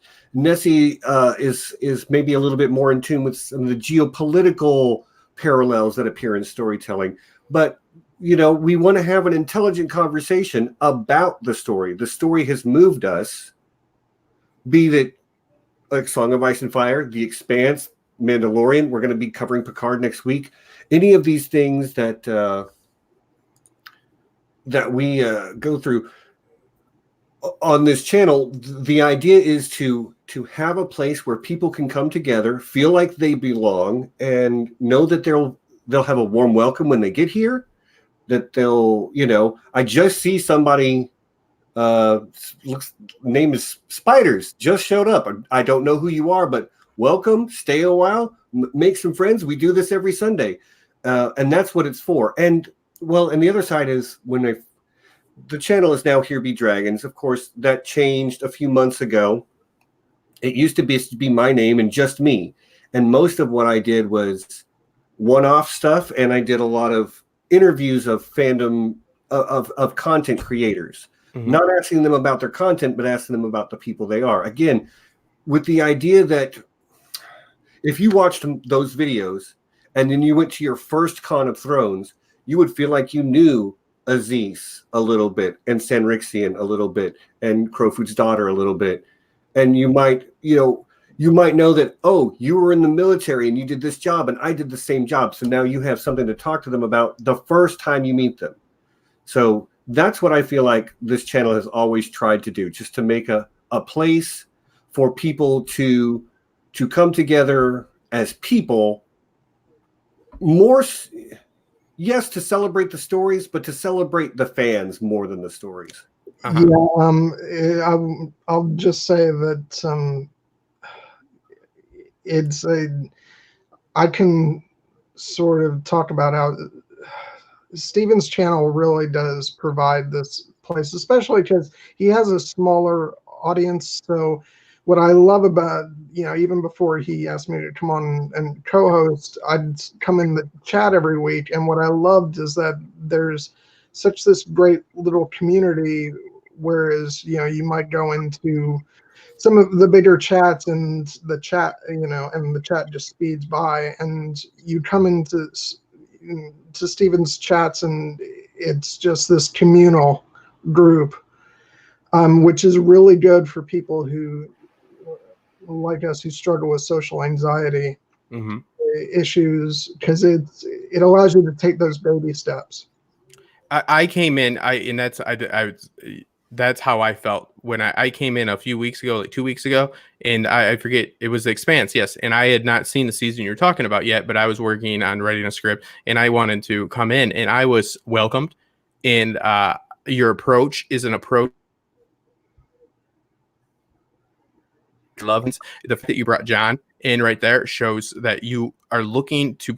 A lot of people have the mistake, I believe, of mistaking community for just having a conversation that usually I see sometimes for people that that should be a private conversation on the phone about on video chat. They don't need to make it live. They enjoy it, but you frame it in this nice, in this. I'm not just kissing your ass here. This applies. This is a way in which you can take this and you're not focused on one aspect, the cinematography or the writing. You're not doing the look how much I know show. You're doing the look how much I loved. This is why I loved it. This is things I love. Here's another person that has a different perspective, a different background. They come in and bring it. And the people that are watching within the chat are so warm, and you feel, everybody was so nice to me. And it's what it's about. It's what it's about. And it's being smart without having to like boast about, like some formal or, education and film theory or something like that. You're not, I think it's a good way to go about it. And I find very few live streams accomplish that. And it's just, a very unique thing, because you couldn't do that in different areas, right? You really couldn't do that like in an NFL stream. Like it just wouldn't work. It would be a mess, but it's beautiful here. Well, I really appreciate that. I had no idea I was gonna get this much love thrown at me by both you and the chat. So I'm eager to change the subject a little bit now before I actually start turning red. And I'm not sure where to go with that. Well, but I just created the space I wanted to have. You know what I mean? And I'm kind of an idealist, and I'm very much a positivity is a lifestyle choice type of person. Nobody's happy all the time, and I have my group of very, very close people that I talk to about that stuff, but I don't know. I just feel like these types of stories generate the types of conversations I want to be having. And yeah, okay, so I'm a psychology guy, which is why Amos is my favorite character on The Expanse. He's so complex inside that brain of his. And I bring that to our Expanse streams. But then John brings what he brings, and he shares what he loves. And I'm like, wow, I hadn't thought about it. Now I get to love it in a whole new way. So it is this sort of like cooperative cycle of sharing ideas that allows you to get more out of it than you can just by engaging and watching it yourself.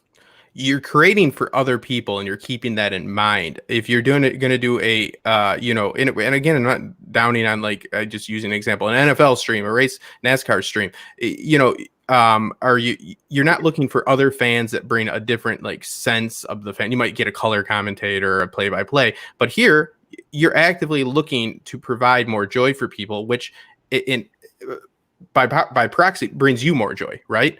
Yep. And that's crazy. Like, it's like, what other area can you actually meet other people, work with them, become, make friends, have a collaborative, experience, and then provide a better product, not just for the people that are viewing it, but for yourself, and enhance your life, because just the thought of it, when you look at how to explain something, or how to maybe go about how you're going to discuss it, it forces you to look at the story in a look at the framework more closely. Not meaning that you're going to be smarter than other people, but it forces you to look at it in a different with a different set of eyes, Right. And I think that's advantageous. So it's just, again, when people make fan art, they have to look at the story in a different way too. When people post, something they Photoshop together, in the sense, I kind of separate, like, what Vanessa does for sure, than people better. Neither's better. Again, I'm just saying different medium. Okay. Like on Imager, it's different. They're telling the story in a different way, and they have to approach it in a different way. Thus, you get to watch the story that you already watched and get another use out of it. Right. And you do get to see it through somebody else's lens, which is very beneficial for generating a more well-rounded worldview, Mm-hmm. I don't want to make it the only thing, but it's my go-to example. Some of my closer fandom friends are people who write about the role women play, the perception of women in A Song of Ice and Fire narrative. And I've become so educated on the subtleties, because I've always been a fairly egalitarian person, okay, always is probably not the right word, but I have 4 daughters, and that did a lot to change my understanding of the issues women face. But having an almost academic level essay written about it by somebody who is highly intelligent and has spent a lot of time thinking about it has genuinely changed my perception. It's changed the way I talk to people. It's changed the way I engage with every female fan I have, every lady I engage with on Twitter. And again, never would have happened without the common narrative of the story that we both love, through which I can perceive the points they're making. Yeah, I just wanted to say it's kind of similar for me in the fact that being part of the fandom has brought a lot of issues to the forefront for me, because I'm the type of viewer who, I mean, certainly I have my political ideas, but I've never been the type of person to bring politics to my television viewing, where I'm thinking about this specific issue, while I'm watching this scene. How does this reflect, our current real world? It's just not the way that I tend to view entertainment. But it's sort of, when you're taking part in a larger community, those things are there and you can't escape them. And I think it's good to be exposed to that, even though, I tend to still have the viewpoint that I like to take drama in for its own sake, but it's good to still be aware of those things and to make sure that you're cognizant of them when you're having discussions with people of different backgrounds and things of that nature. And I think that's been good for me. Yeah, in people, like some shows, like Watchmen is a great example of this. I was worried about covering it because now, the creator cited officially that he was in a story, you're always solving for something. He was solving for race. So that's going to be very polarizing right away. Mm-hmm. The issues, and I loved the series. Now I'm a person that believes that you should never let information, meaning whether it's literature, whether it's radio, it doesn't matter. Whatever medium you're consuming information through, don't let it steamroll you. Again, the story is all of ours. You can take your own message away. You want it to be based in logic, but I had messages from people saying, this is just propaganda and all this. And hypothetically, okay, let's just say if it was, which, I don't believe it was, but that doesn't matter. I'm so weak-minded, or they're so weak-minded, and they're so easily steamrolled that they're going to just get this propaganda and have their whole ideology changed, right? How weak is that? If you look at like Game of Thrones with the way in which they deal with feminism, with female empowerment, just as an example, not to get into an argument, I don't think it was done as well as it should have been done on the TV show. But that's neither here nor there. The point is, it gets me thinking about how female empowerment should be portrayed on screen. And if you are ever afraid to have a conversation about something you believe, like say, like if this was a different stream and we were just specifically speaking about that, I would never stray from speaking why I believe it's not the greatest, because I believe that my viewpoint comes from a place of intelligence and logic, at least. I'm not saying that it's absolutely correct, but I'm just saying I'm not scared of being shown up, or whatever you want to call it, or being proven wrong, because all I can hope for is that I can have another perspective, and that's only going to enrich my previous viewpoint. And if it changes, that's great too. I'm not opposed. So many people are afraid of being wrong over anything else. Right. Well, they will literally let that world burn as long as it wasn't the president in that they elected. Right. If this president blows up the world and you don't like him, good. Oh, it's just, if they can get that final before, maybe somebody below Vesuvius, said, I told you so, right. As they're dying, you know what I mean? Like, it's that fear of being wrong is so toxic. And the fandom opens itself up to, even when it's done. That's, again, another advantage to a fandom like this, even when the story is not, depicted in the best light. It, again, what does that do? It has you speak about it. And if you speak about it and have discourse that is advantageous and productive and constructive, then you're good. You're good. Good comes out of it. Right. Right. Cool. Unless it doesn't. You know what I mean? Which has been known to happen. Yeah, unless you don't. I never forget unless I do. How do you guys feel about there has been instances of fandom being injected into politics? Famously, McCain was painted as the Joker, and stuff like that. But, like for those I'm not going to tell anybody how to live their life, but it is certainly not something that I'm going to seek out. But my fandom is my escape. Politics is something that needs to be taken seriously when you talk about it. So if somebody wants to make a Joker meme of somebody, that's fine. Whatever.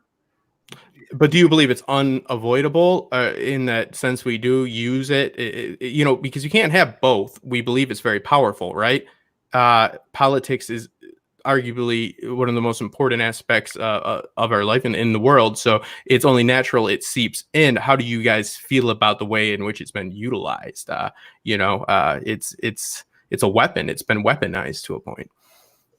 I mean, okay, I get what you're saying. You're right, and you can't have your cake and eat it too. But I guess at this point, I would say I feel like it is unavoidable. When something it becomes very, very popular, it seeps into every aspect of our society.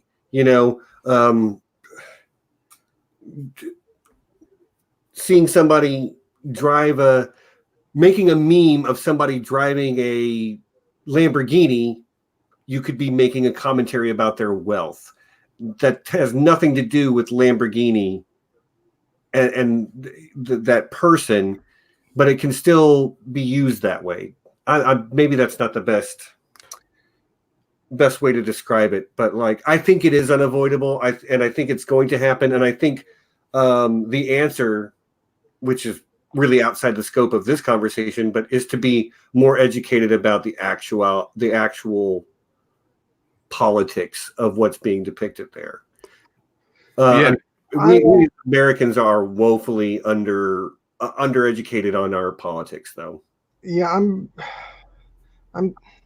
it's hard for me to sort of say one way or the other, because in one respect, I've kind of gone through the years kind of despising when something in a film or a television show is tackled, aggressively from a political point of view in terms of its discussion, in terms of real world politics. I mean, because I'm such a storytelling focused person that if something's being depicted in a story, I'm focusing on that in the context of the story that's being told, not how it's reflected in this modern issue. But on the other hand, I do recognize that I have the luxury of that because I'm a straight white dude and I don't have the problems in the world that other people do. So, Right. so for other people, it's always in the forefront of their mind.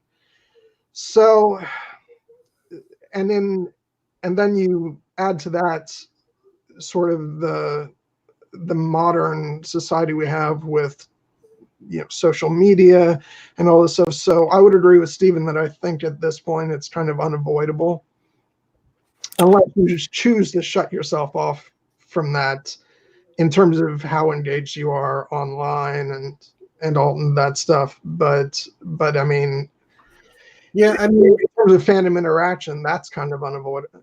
yeah, but we've seen it all in every fandom. People have been portrayed as Darth Vader, and people have been portrayed as. Yeah, and by the way, I'm not saying that things haven't always been political, because they certainly. Right. Star Wars has always been political. Yeah, I mean, Star Trek has always been political.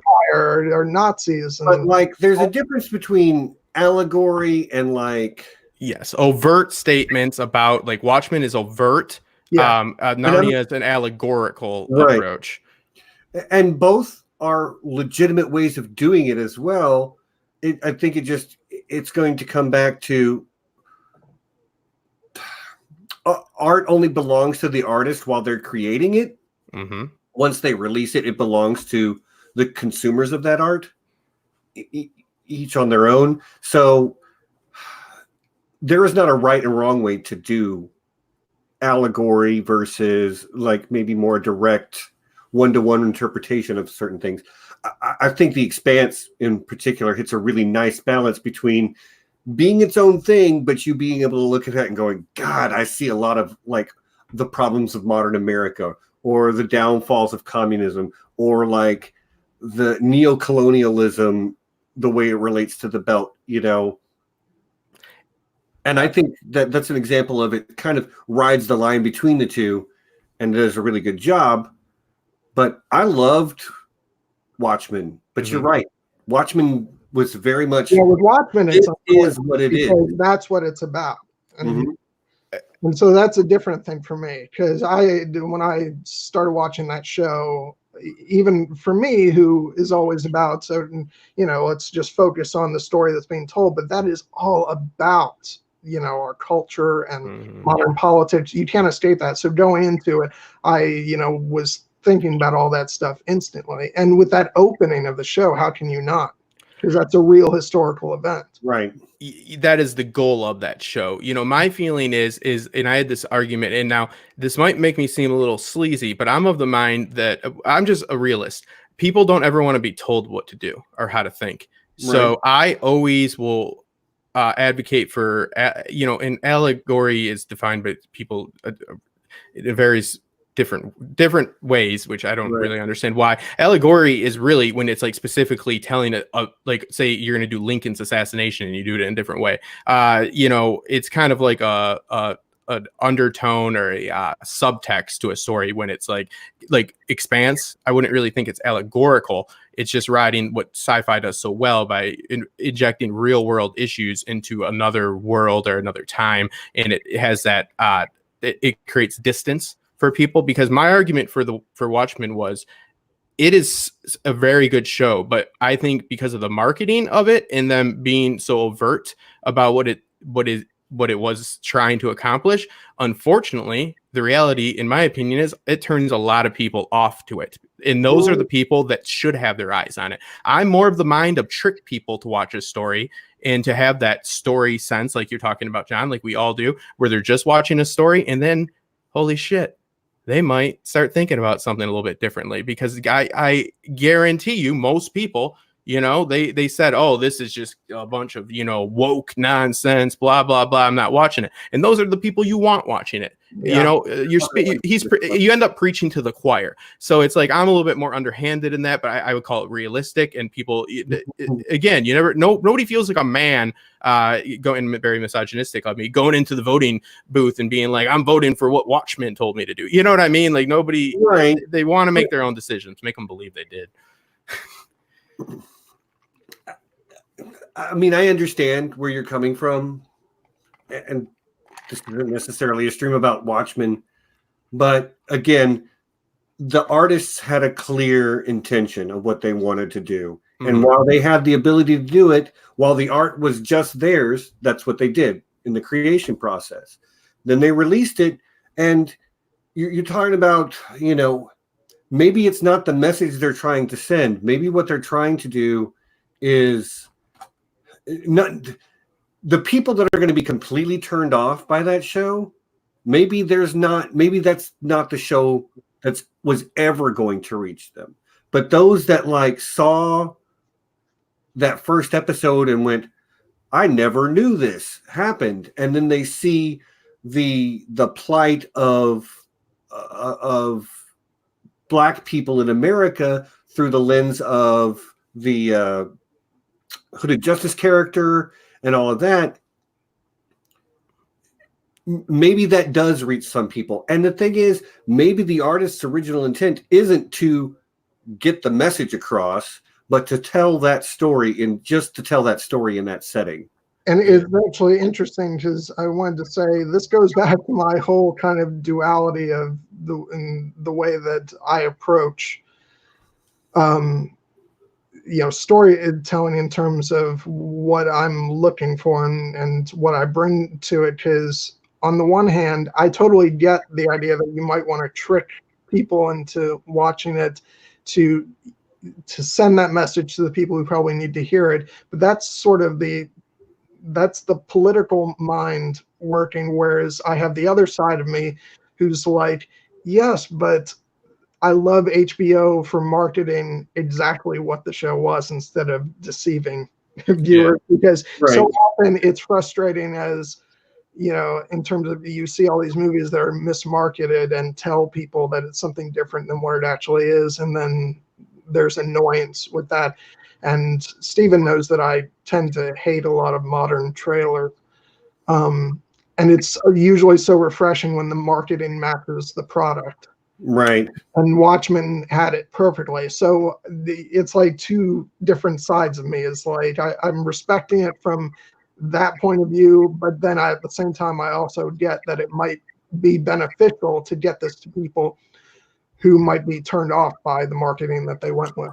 Yeah, but again, that doesn't make it right, wrong, or indifferent. You know, they created the show they wanted to create in the method they wanted to create it. Now, does that mean that maybe they alienated some people?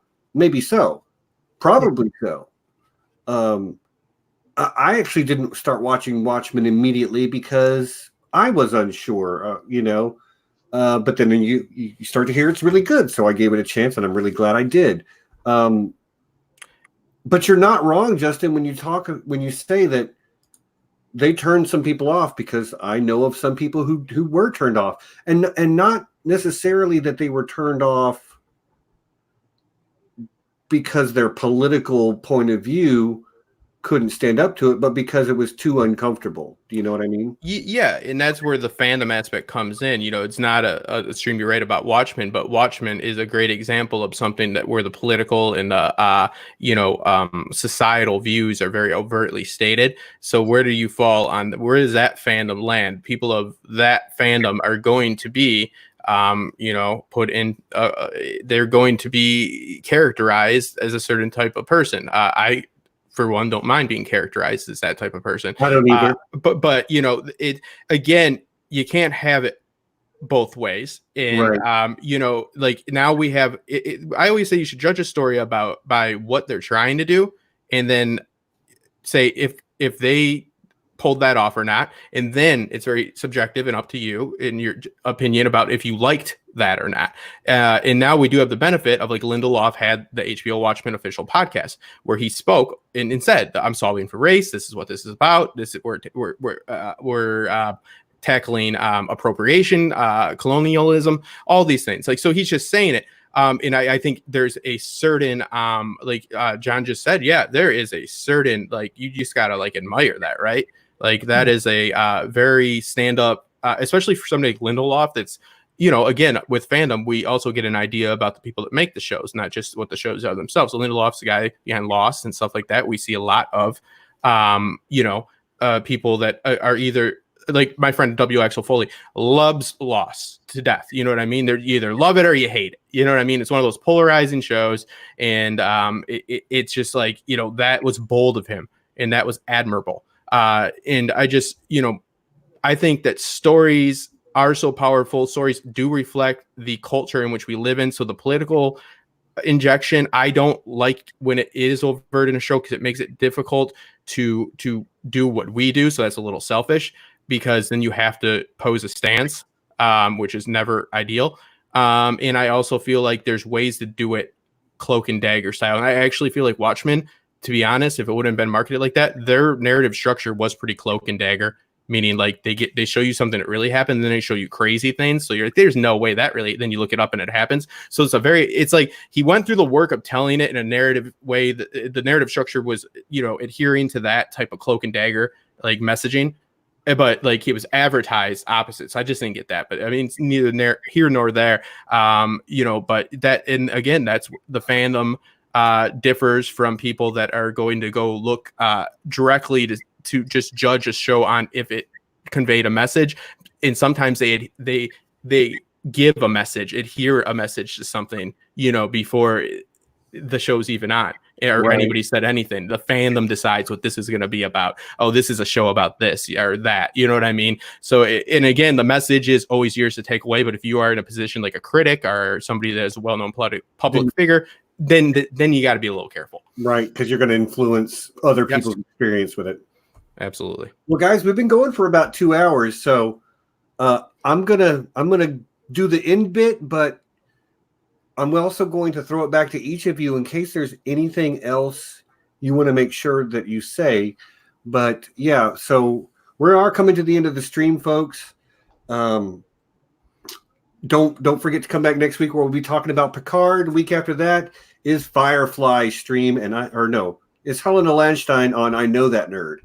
I haven't done an I Know That Nerd since November of last year, and it will be March 1st when I get with Helena. But that ought to be really fun. She's got her new channel up and going. She's got she's been stealing my boyfriend to go work on her streams with her. So I'm going to get her here by herself and grill her about why she's trying to take my man. But John, you have done 2 really great videos with her, and you guys should go check them out. So yeah, everyone, thanks for coming.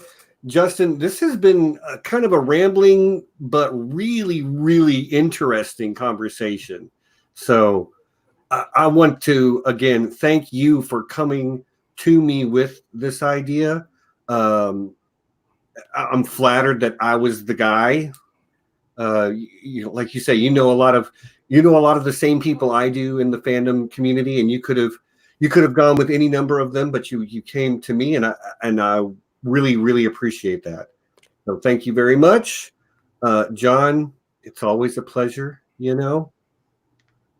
No, and I obviously, you know, when you got people that speak so highly of you, like Robert from Indie Geek and various other people, it speaks to your character, and you know, you just can't. I literally had to make that call with you. It's like, okay, I feel like it's like this isn't just somebody that like likes you, say, like, just as a person. They feel you can add something to this. And then I got to know you and watched, and I thought, yes. And I know this is a little bit rambly, and that happens with me especially, but with the pitch, in the actual panel, we will actually go over segments of section by section of this. It's a very deep topic, and it's an issue that first off, a lot of it is theory. It's theory, it's still some of it yet to be proven.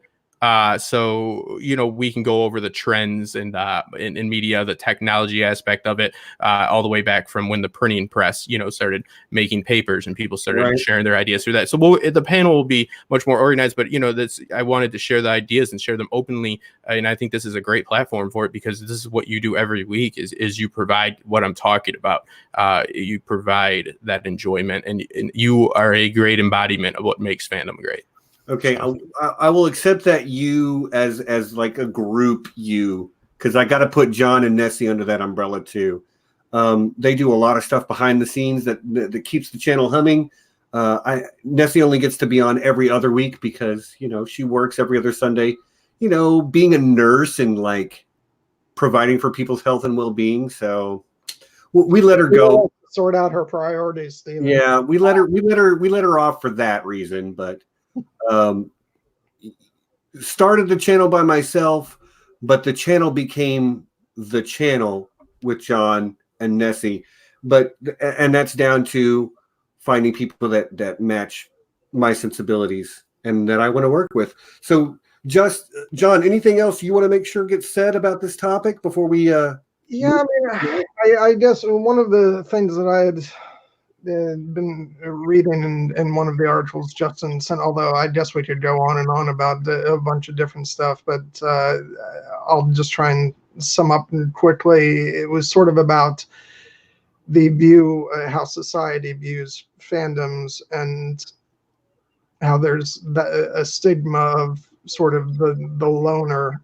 And what's great about these past few months, I guess it's been a little bit more than that now, but it's being brought into this community. It shows how wrong that stigma is, or how wrong it can be, because I've made more connections and felt more of a part of a community than I ever have in the past, and I think that's just such a wonderful thing about fandom. And it would be nice if that could become more well known and established amongst society, rather than this idea of somebody watching TV in their room by themselves. But in any case, I'm just looking forward to exploring this new chapter moving forward, and it's just going to be so much fun. Right on.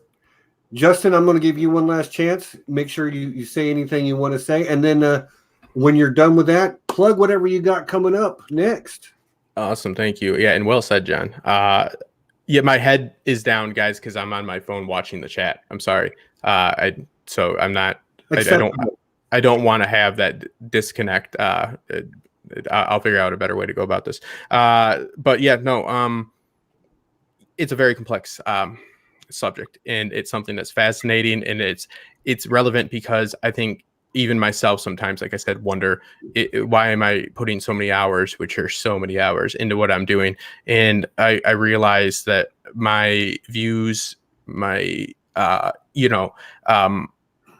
just the broad range of knowledge that I've obtained just from when I began being a content creator is exponentially increased. I have always thought I should do at the end of my videos a little segment where I say the properties in which I discovered when doing this, like The Gospel of Wealth by Carnegie.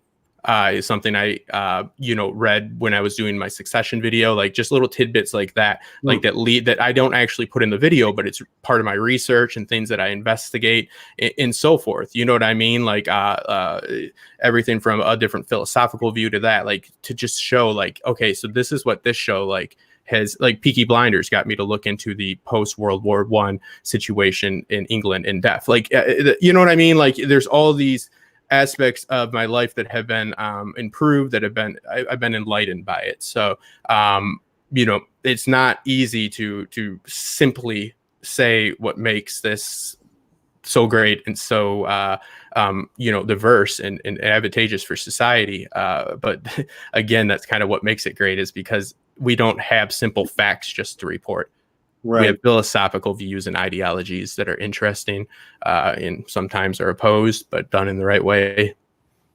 Nothing but fun. Thank you so much for having me on. It's an honor to be on with you. I've heard your name time and time again. Like I said before, I'm so happy you got John on. I watched a little bit of him and Helen the other day. Like I said, fantastic. And yeah, thank you guys. Thank you for entertaining me. Well, thank you for coming. What do you got? What do you got coming up next? A long-awaited that I've been working on, Westworld Season 1, the story so far, accompanied by Westworld Season 2. A lot of Westworld stuff. And the Fandom family, of course, check it out. It's a project that is in the works. And yeah, Westworld is one of the shows in which I do episodic, meaning like I make sure no matter what my work schedule is to do Before the Dust Settles, which is the immediate after show with me and Hax Dogma, or the main host. He will be on for all 8 episodes. I already locked him into the contract. And then we have a third seat, which I rotate, and we do an immediate take on Westworld, which is fun and challenging, and it seems to be a big hit. So it's one of the more successful things I've done. So Westworld, baby, and let's hope season 3 is a lot more like 1 than season 2. So yeah, no, thank you so much, and you can subscribe. Obviously, I'm 23 people away from 3,000. For my OCD, please get me to 3,000. There, I'm already subscribed, so I can't help you out, buddy. Not that way, but like. Yeah, Westworld fans, go subscribe. I see Paydar saying already he's going to go check you out. Thank you. So now I'm 22. So, guys, thank you all for coming. To the chat family, it's always great to see you guys. And I'm going to say thanks one more time to Justin, because I really love this type of topic. I love like digging into the cerebral meta side of you can talk about your fandoms, or you can talk about fandom, you know what I mean? And I enjoy both. And I'm also going to one more big thank you to Vanessa Cole. Again, her beautiful artwork is on the title card. Go check her out, follow her on Twitter, go check out her website where all her art lives, and she does commissions. I don't know if she's busy right now, but she's a fan artist that is a friend as well, and she's also does Westworld stuff, even with Justin, I believe. And she writes for Westworld Watchers as well, as Watchers. She's like that. That's why she's also gonna, if that panel gets picked up, she's on it. She's perfect. So yeah, there's 23 people here. If all 23 of you go subscribe to Top Shelf Fandom, we're going to get you to 3,000. I don't know how likely that is, but hey, I'm trying to help. I appreciate it. My OCD is going nuts. I'm tapping as much as I can. Yeah. So guys, again, we'll see you next week when we talk about Picard, which I am super hyped about. That show is way better than I thought it was going to be. Good. It's way better than I thought it was going to be. But until then, you know what it is. Peace. Bye, guys. Thanks. And be excellent to each other.